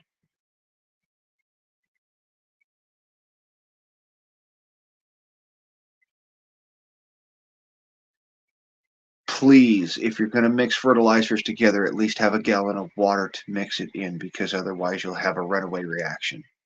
And this is a gallon of water to an ounce of fertilizer. Highest percent, we're talking in the high 40s, maybe even into the 50s. It was so fucking strong that you would take one hit and you would be done for the day. Off of a joint, mind you. Me and my friend, we were smoking hardcore. We were fucking hardcore smokers. We used to go to the clinic all the fucking time. I smoke weed because I have a chronic injury, you know, nerve pain from one end of my abdomen to the other. So I smoke weed in order to negate that pain. And mind you, one hit, one, and you were done. This is not a joke about, oh, you know, one hitter quitter bullshit. No, fuck your fucking TikTok crap. This was, you took one hit, and if you were someone like me, and someone like, you know, my friend, you had the ability to stay conscious. This was the kind of weed that would put Willie the fuck down, homie. I'm not joking about this shit. This ain't no lie. All right, we smoked this shit, and this is like fucking Snoop Dogg would be sitting there like smoking on this shit and be like, dude.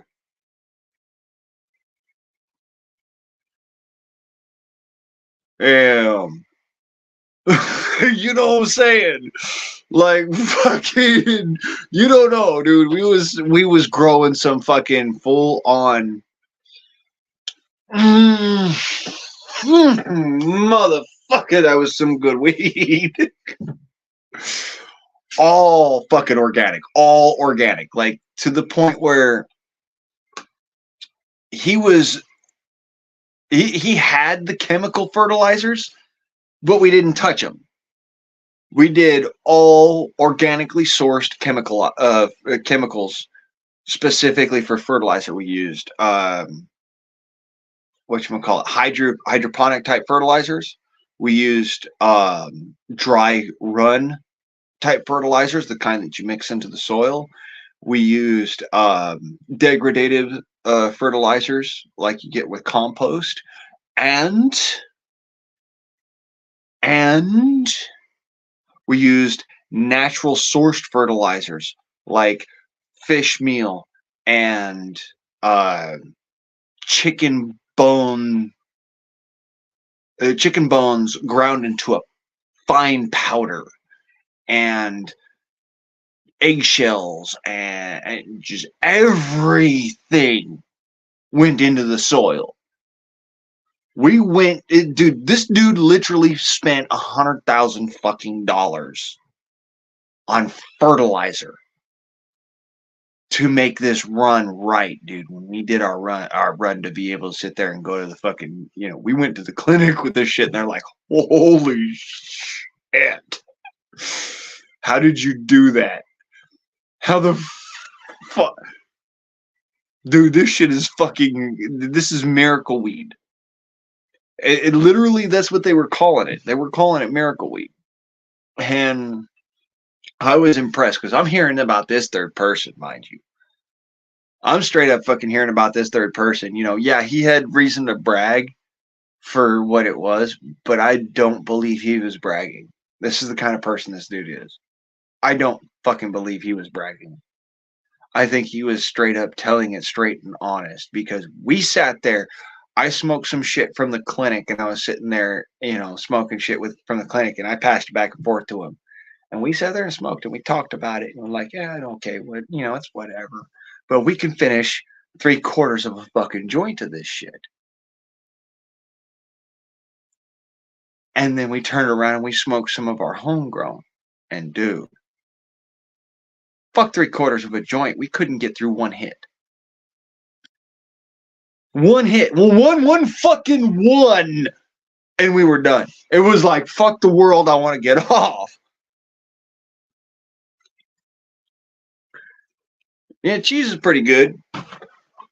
We had like one or two cheeses. We had mostly like lemon kush and juicy fruit. I worked really hard, and I mean really fucking hard, to source juicy fruit for them, because it was a matter of you got to get the right strains to come together, and then on top of that you got to have you got to have a palate for tasting juicy fruit amongst the plethora of what there is as far as weed is concerned. And I had that. And we got a juicy fruit strain out of just some random seed, dude. Holy shit. This was like, we got some stuff from, like, I think it was Kush to Go, uh, Weed Maps, and what was it? Kush Forum, Los Angeles, LA Con Kush. And dude, we fucking worked so hard to get those things together.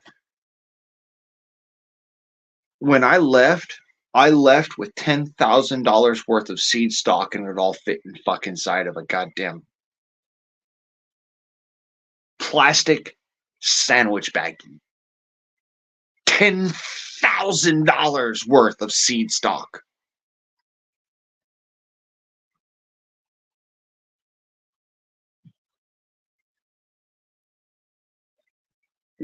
When you do all the math, I mean, involved, like, we go, okay, well, these were these strains from these people, they cost this much per seed for this strain, and then confluence with these people, and then we do this, and the refraction and diffraction for what we have to deal with, and what we did with, and what we got out of it, and our yield.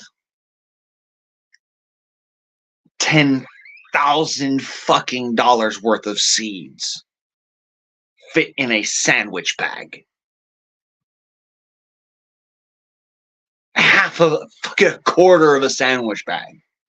$10,000 worth of seeds. And not a damn one of them popped.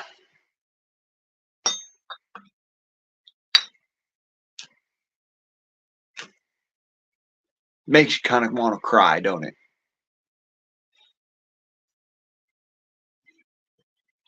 Reason why not a damn one of them popped is because it's been years, and I didn't want to fucking go and sprout any of them straight out the gate. Just because that's how I is. I'm one of those kind of people. I like to hold on to what I got, and I did a dumbass and didn't fucking sprout some straight out the gate, and then run another run of them, this, that, and the other. And man, we had some double back blackberry that would fucking just knock your socks off. Holy shit! It was literally like smoking concentrates with a freaking smoking concentrates on weed. It was as if you were smoking straight hash plant, but with superior flavor.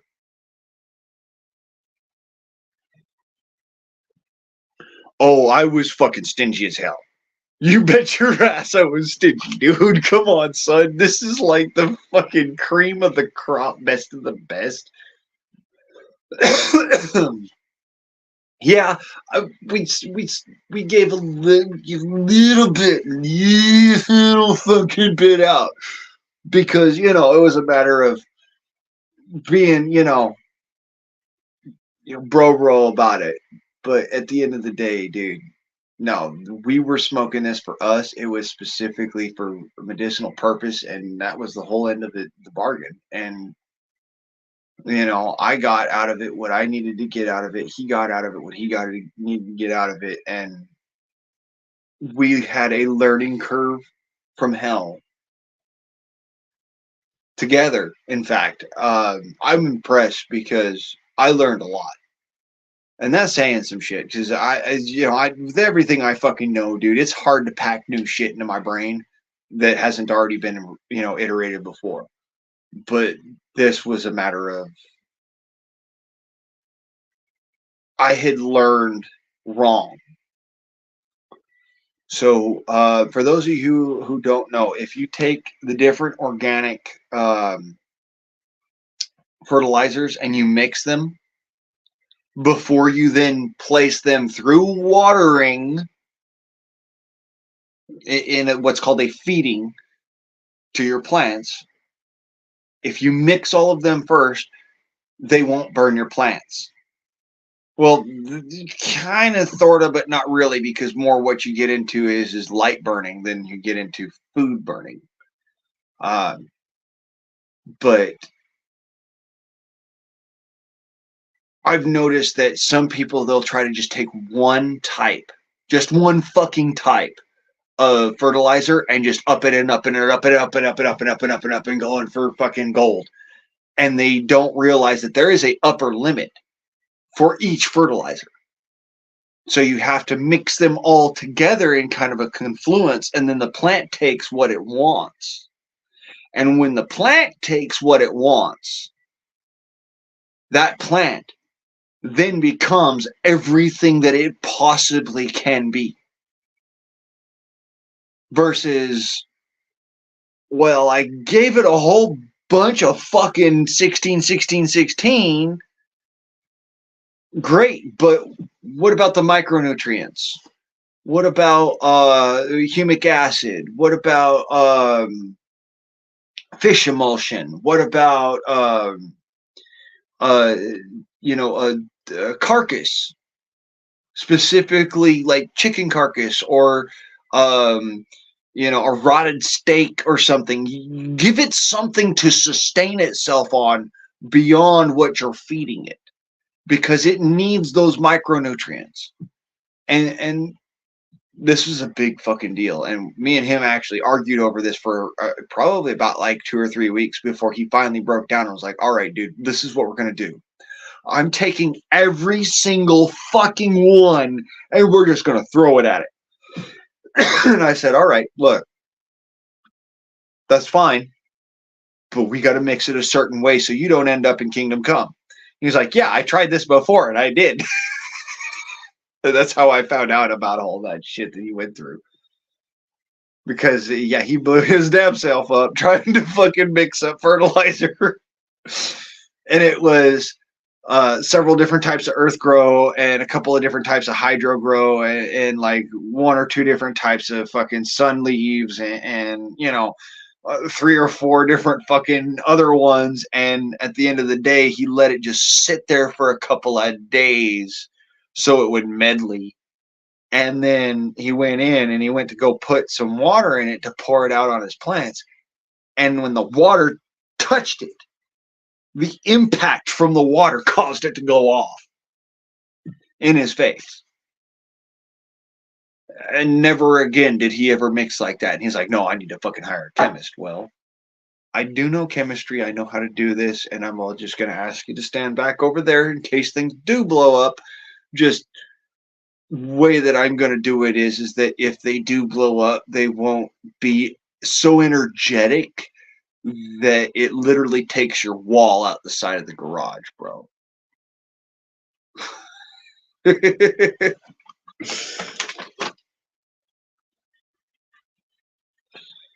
That's actually how we did it. pH meter back and forth and this, that, and the other. And yeah, dude, no, it was lots of work. Don't get me wrong. He came into this with a freaking bachelor's degree in this shit. I came into this shit with an associate's degree in it. Okay, there's a difference. He had way more fucking learning in it. But at the same time, he forgot the one vital thing when you're talking about chemistry. A solvent.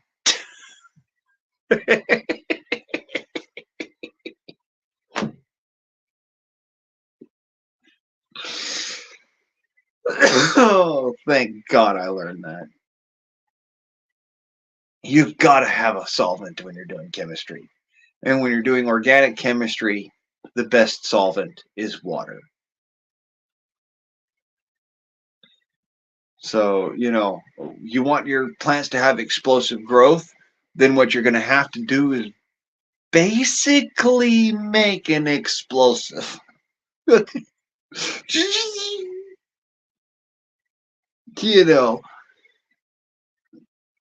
not trying to be an asshat, but yeah, it is what it is.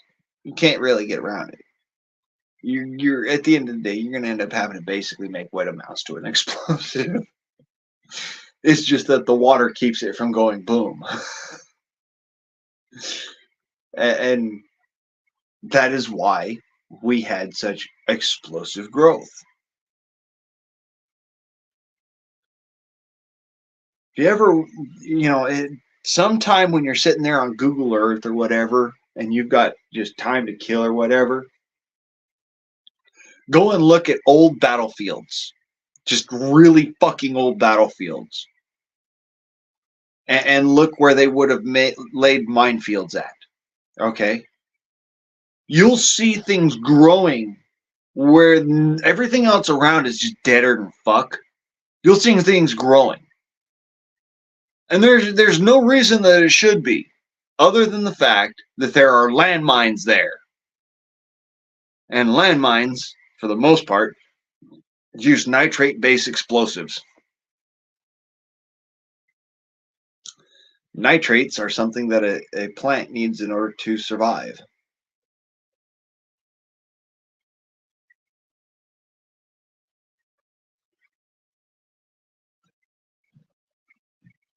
So, in case you're wondering, you can actually do that shit. You can look up and see minefields on Google Earth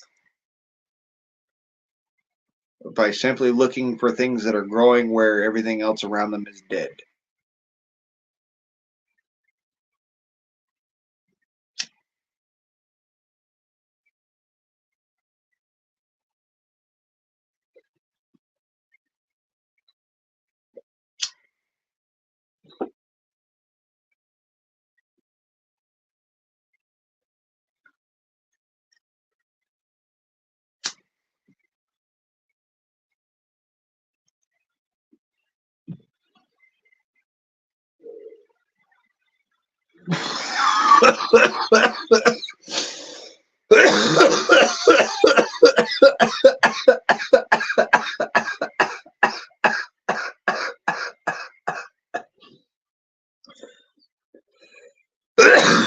Yeah.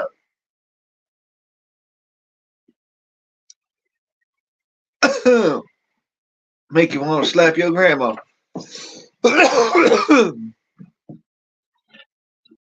Oh, you little rat bastard.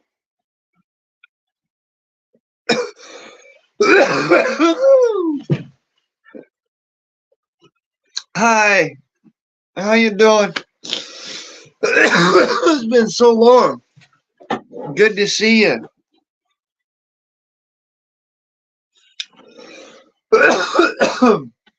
God, it's been so long I forgot your name.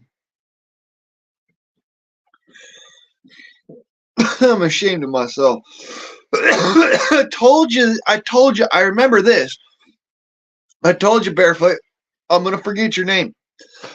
I forgot your real name. Dana. See, I told you. I told you I forget your real name.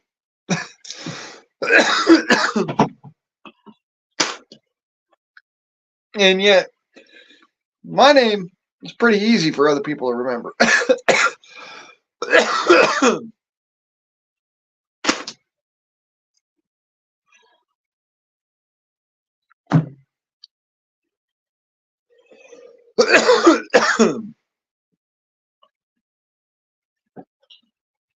It is good to see you, Dana.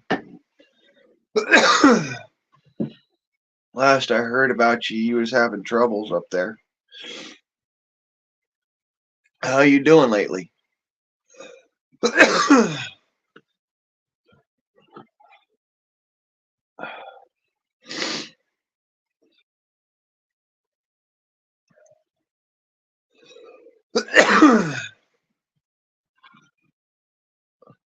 Oh, by all means, here, where'd I set it? Here, Dana. Saw you, hon. By all means, have yourself a good old tote.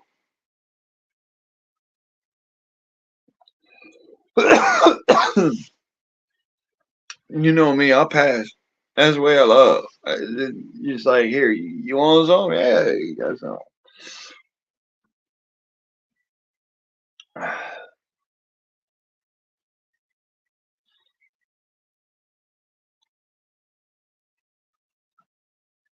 Yeah. I don't give out every little secret that I know, households. Some of the things I know, I will take with me to my grave.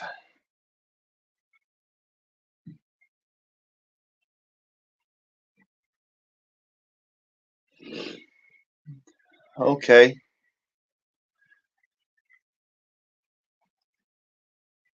I'm glad to hear that you're healing all right.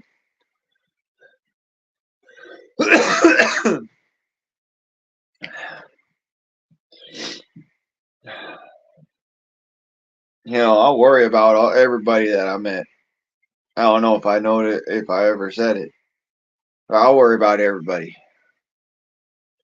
It wears on me a little bit, but it don't wear on me like everybody else. I do worry about folks though. I heard a whole bunch of shit happening up there in Alaska, and I was sitting there. I was like, oh, I hope Barefoot's okay. And it really did. I heard some shit about it. It probably wasn't even anywhere near you, but it brought to my mind. I was like, oh, I hope Barefoot's okay. You know, I just wanted you to know I do think of you. I hear shit happen up in Alaska, and everybody that I know from Alaska comes to mind. Now, I'm not saying that I've ever been to Alaska. I'm saying everybody that I know from Alaska. Everybody I know from Alaska, they come to mind. We've talked or we've had time to sit there and chill and chat, and you know,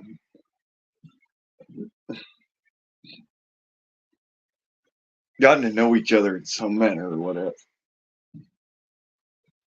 Pardon me, I'm having a beer or two or three. Well,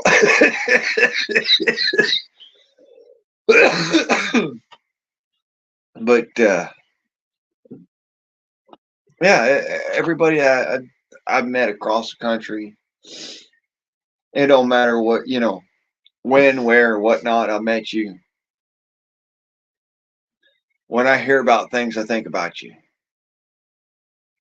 I just wanted y'all to know that.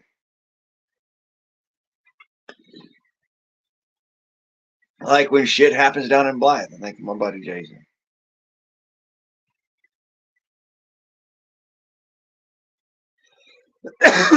And yes, that's a placeholder for somebody else.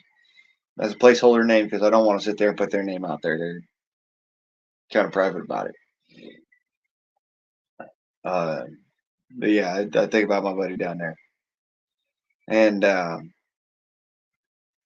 you know, down in Texas, I got friends down there, and I bug out adventures for one. I think about bug out all the time. Just hearing about Texas in the news, you know. I hear about California. I think about my mama. I think about all my friends down there. I think a lot about a lot of people.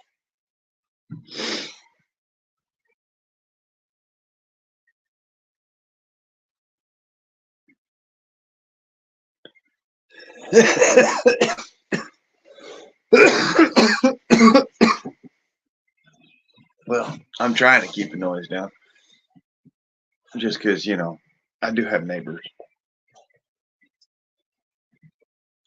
No, I'm not in Los Angeles right now. In case you were wondering, I'm up in uh, or get a gun.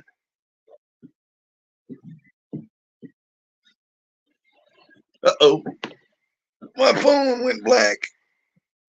I gotta be able to see y'all because I can't sit here and see myself. Can't be sitting here looking at a freaking mirror the whole damn time. And yeah, my phone keeps on trying to shut itself off. Like, oh shit! I blame the yips.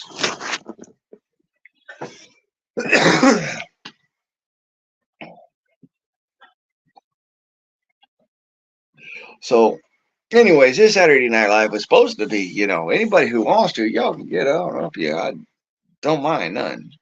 I got to make a blitz to do it. And I've been watching the whole guests thing, and I ain't seen nobody jump up here yet. Mind you, I am on my cell phone, so it might take a minute for the little indicator to show up. Yeah.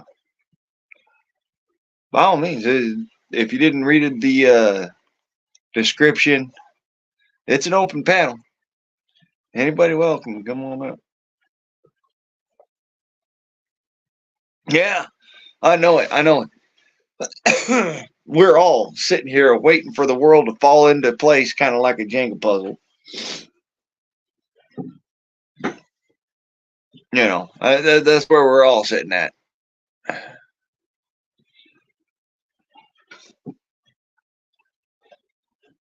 All good things in due time, as my daddy used to say. All good things in due time.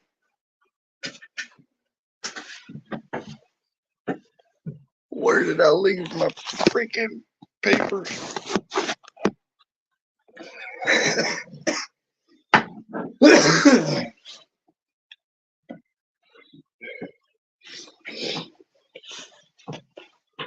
As I done told you, I drink like a fish, I smoke like a chimney.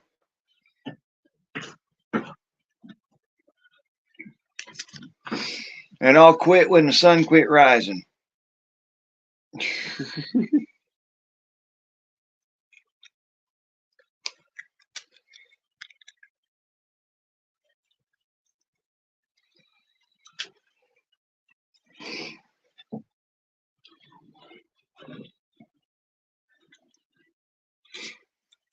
Oh, but my precious air is so messed up with your smoke.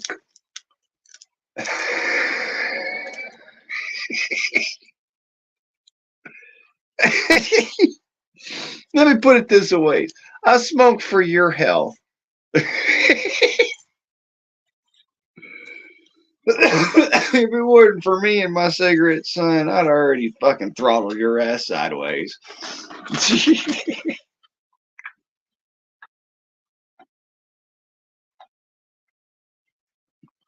Yeah, everything done fell into pieces. Reese's Pieces, it falls into places.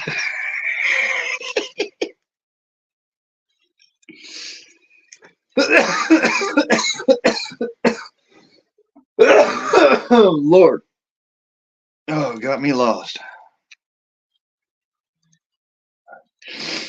So, nobody won't come up. All right. There's no sweat.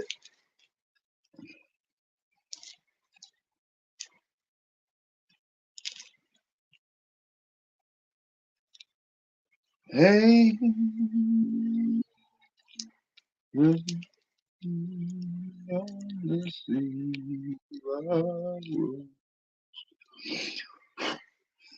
The old tide falls down to the smoke. Across Hellbug King's Harbor, last of the ships holding for sail. So to sail on the sea, that's what called for me. Sail upon the sea, last again, cross the wind. Sail upon the sea, a master calling, and there I'll be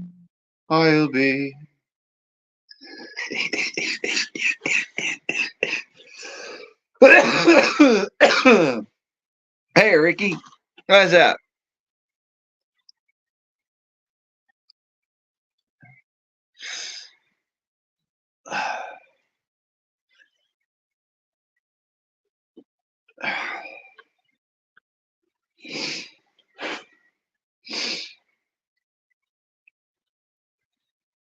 Wow, 2 hours and 5 minutes has passed like a freaking Dickens. Here we are coming up on a 3 hour mark. And it's been pretty easy, pretty fair and fun. Ain't been having to drag ass to get her done. What I say is, freedom for them when you need it the most.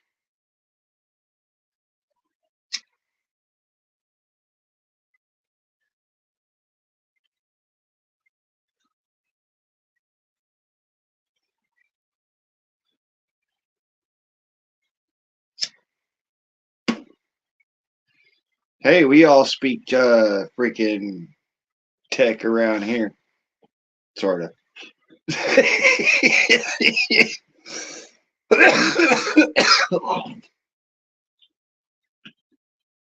I don't speak tech around here. I don't know what anybody's talking about. I don't speak tech. Damn, that tasted like a freaking donkey turd. What do you know? You got some tobacco in the background and it does not like being roasted.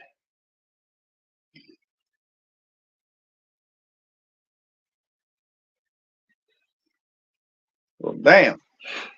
That tastes like Pedro done brought that up from South America.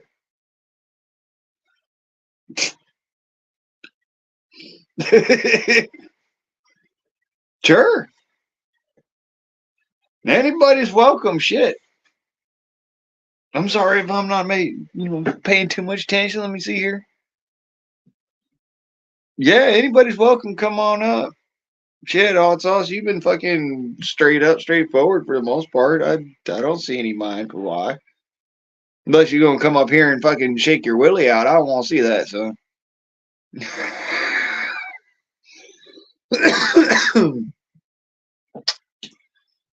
I don't give a shit. You can talk whatever mess you want. This is a freedom forum. There's only two rules here.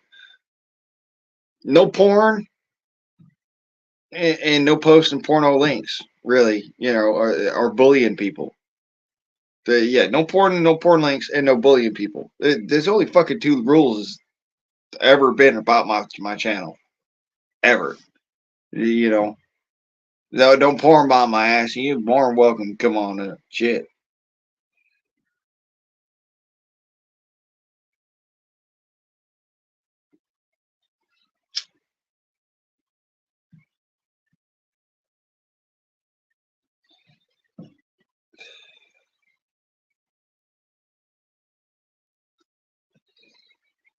Hell, Ricky's been up on my channel a couple of times and sat there and cussed me out for being a dumbass. And I don't mind.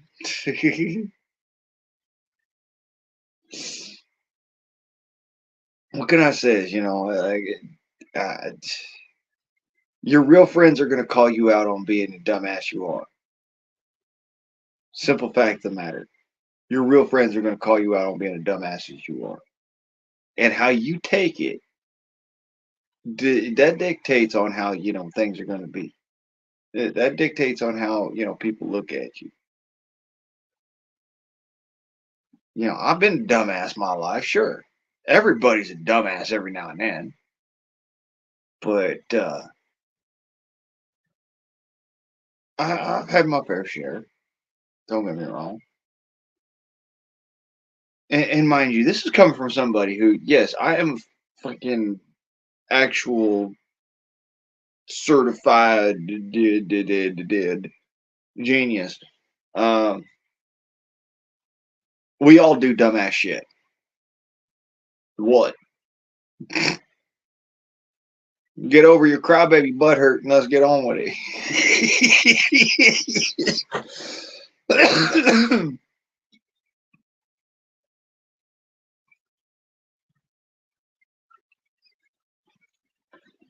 Fuck me.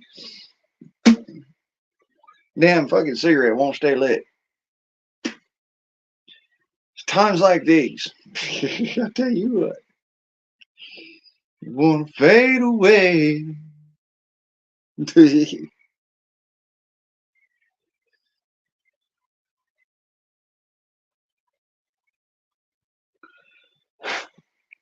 It's times like these under the harvest moon. You came too fast and you're gone too soon.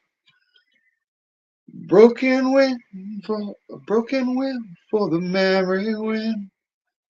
Memory for the wind.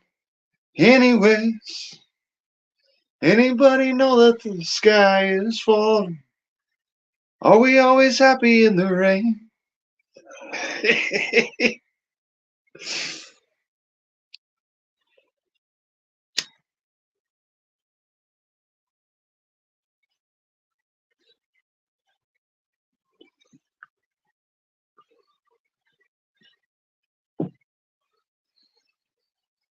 Yeah,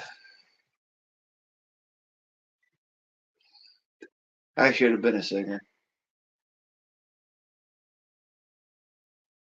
But I ended up hammering steel, so not a total loss.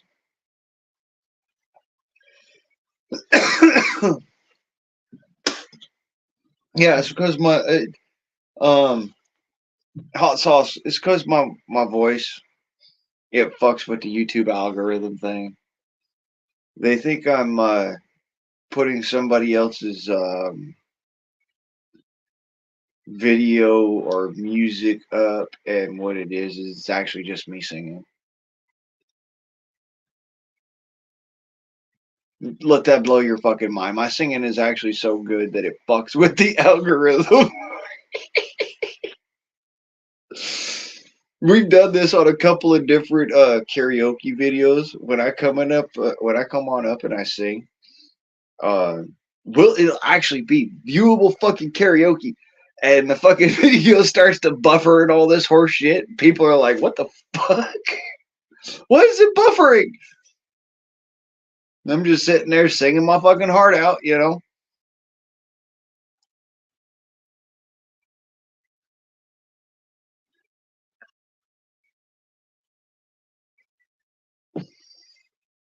Huh.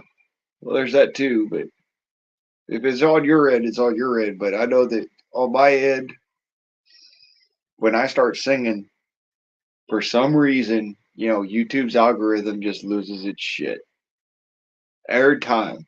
Every time it's like just because I sing songs that other artists wrote, other artists created, and it's because it's a song that's catchy. It's something that I can get caught in my mind, and I can actually sit there and sing it. And when I can sing it, it actually comes out really fucking nicely. And lo and fucking behold, the fucking YouTube algorithm just goes, we can't have that. No, no, no, no, no, no, no.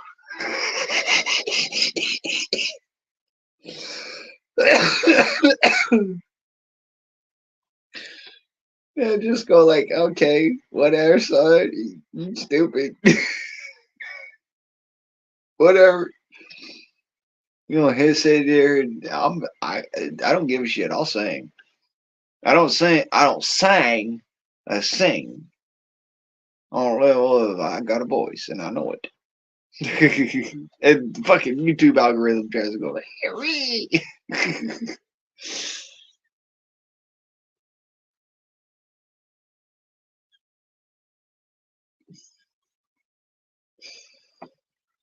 figures. What the fuck?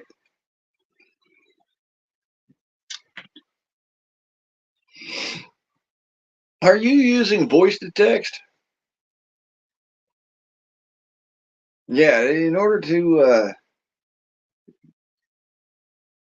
it's something that happens with the freaking computer algorithms or whatever.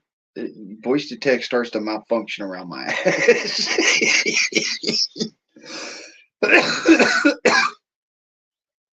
God's honest truth. I don't know why. It just malfunctions with me. If I'm sitting here and I'm talking, it's like it's an automatic trigger for the fucker. Like as if it's gone woke or some shit. Like it hears my voice is like, it's playing again. No.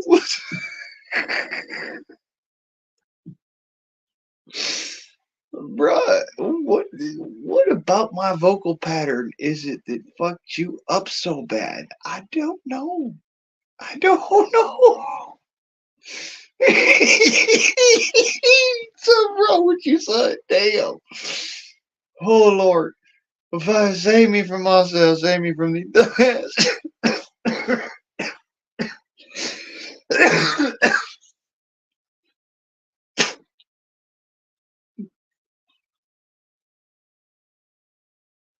No, my mama said, stupid is a stupid dog, son, and that they're stupid. They is long.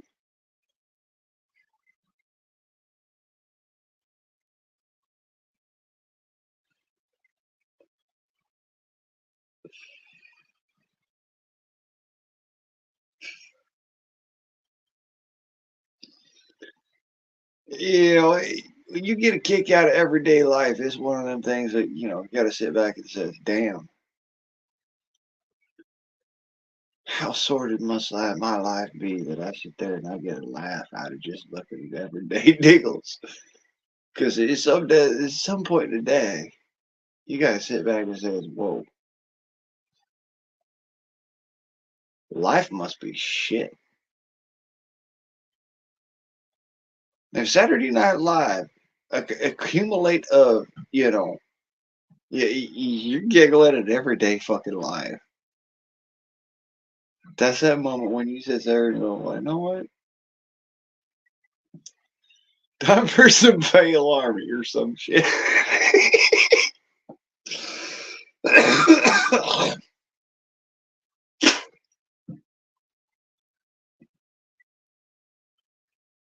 hmm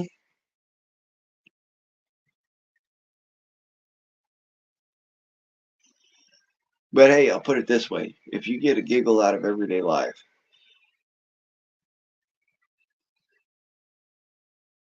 then you're grounded. You have a rock of good sense and an understanding of the world and a love for that peace that we can all achieve. And I appreciate that. Like you cannot imagine I appreciate that. I'm not talking about, you know, sit back on your ass and do nothing. I'm talking about, you know, that peace and prosperity that we can all achieve for our own individual selves. We work our asses off, and then, you know, at the end of the day, kick back and have that smoke toke in the parlor and have whatnot. Maybe go and shoot some billiards or have some gallery games. Man, I would fucking love.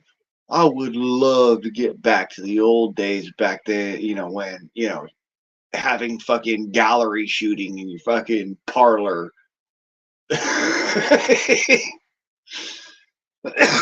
You know, you got a parlor and you got fucking gallery pistols and you sit there and you shoot at fucking like, you know, knock over ducks and shit. You know, rubber ducky silhouette with a freaking knock over duck. I would love to fucking get back to that shit. Are you kidding me? That'd be the shit, man.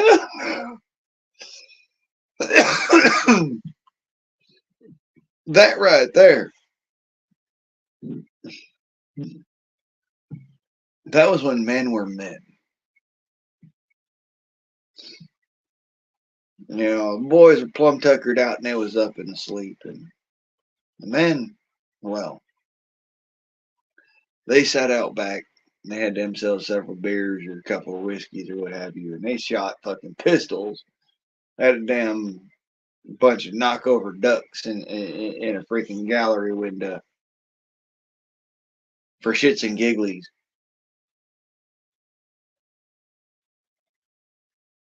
Hell yes. Now, there's a place to get back to. There's a place to be. You can be comfortable with some crazy motherfucker sitting there. He's got a fucking, little 17 caliber fucking projectile and shooting at fucking ducks on the other, little metal silhouette ducks on the opposite end of the fucking room. You're shooting little fucking 209 primers to make this motherfucker go, We can get back to that sort of shit as the after dinner kind of thing. I think we might be able to just save humanity for what it was.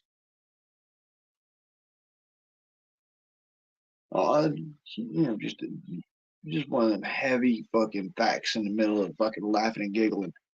If we can get back to that point as a species, as a human species.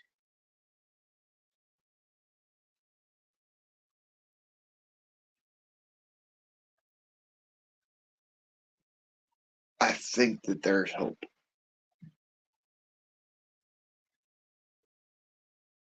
Honest to God. I think there's hope.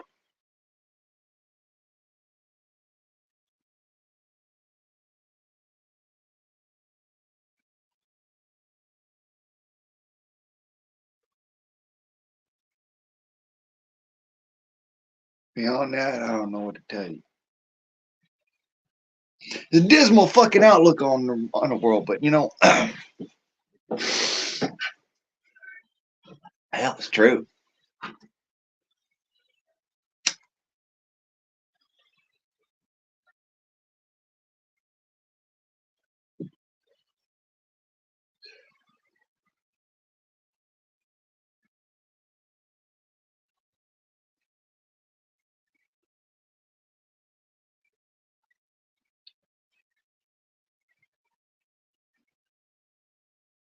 Fun shouldn't be limited. Happiness and joy should not be limited. Too much fun? What's that mean? It's like too much money. There's no such thing, right?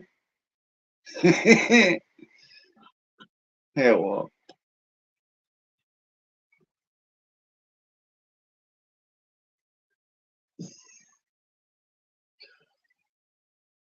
Hey, Hoosiers. I'm here at the end of my cigarette. I done had 2 beers. Got me a good fair to buzz. And we're at 2.5 hours, and I don't push too far because people are like, "Oh, you're too much to fucking sit there and watch, man." You kidding me? Whatever. Okay. If I'm too much to sit there and watch, why is he here? Shit. But hey, if I'm not too much to sit here and watch, well, don't forget that motherfucker. At the end of the day, we're all still here. We're all still breathing, and motherfucker, you got one more chance. It's the way as I look at it. You got one more chance. I got one more chance. We all got one more fucking chance till we ain't got one more chance. So make the most of it, motherfucker. And as it were, this is Yo Guardsman and motherfuckers. I'm out.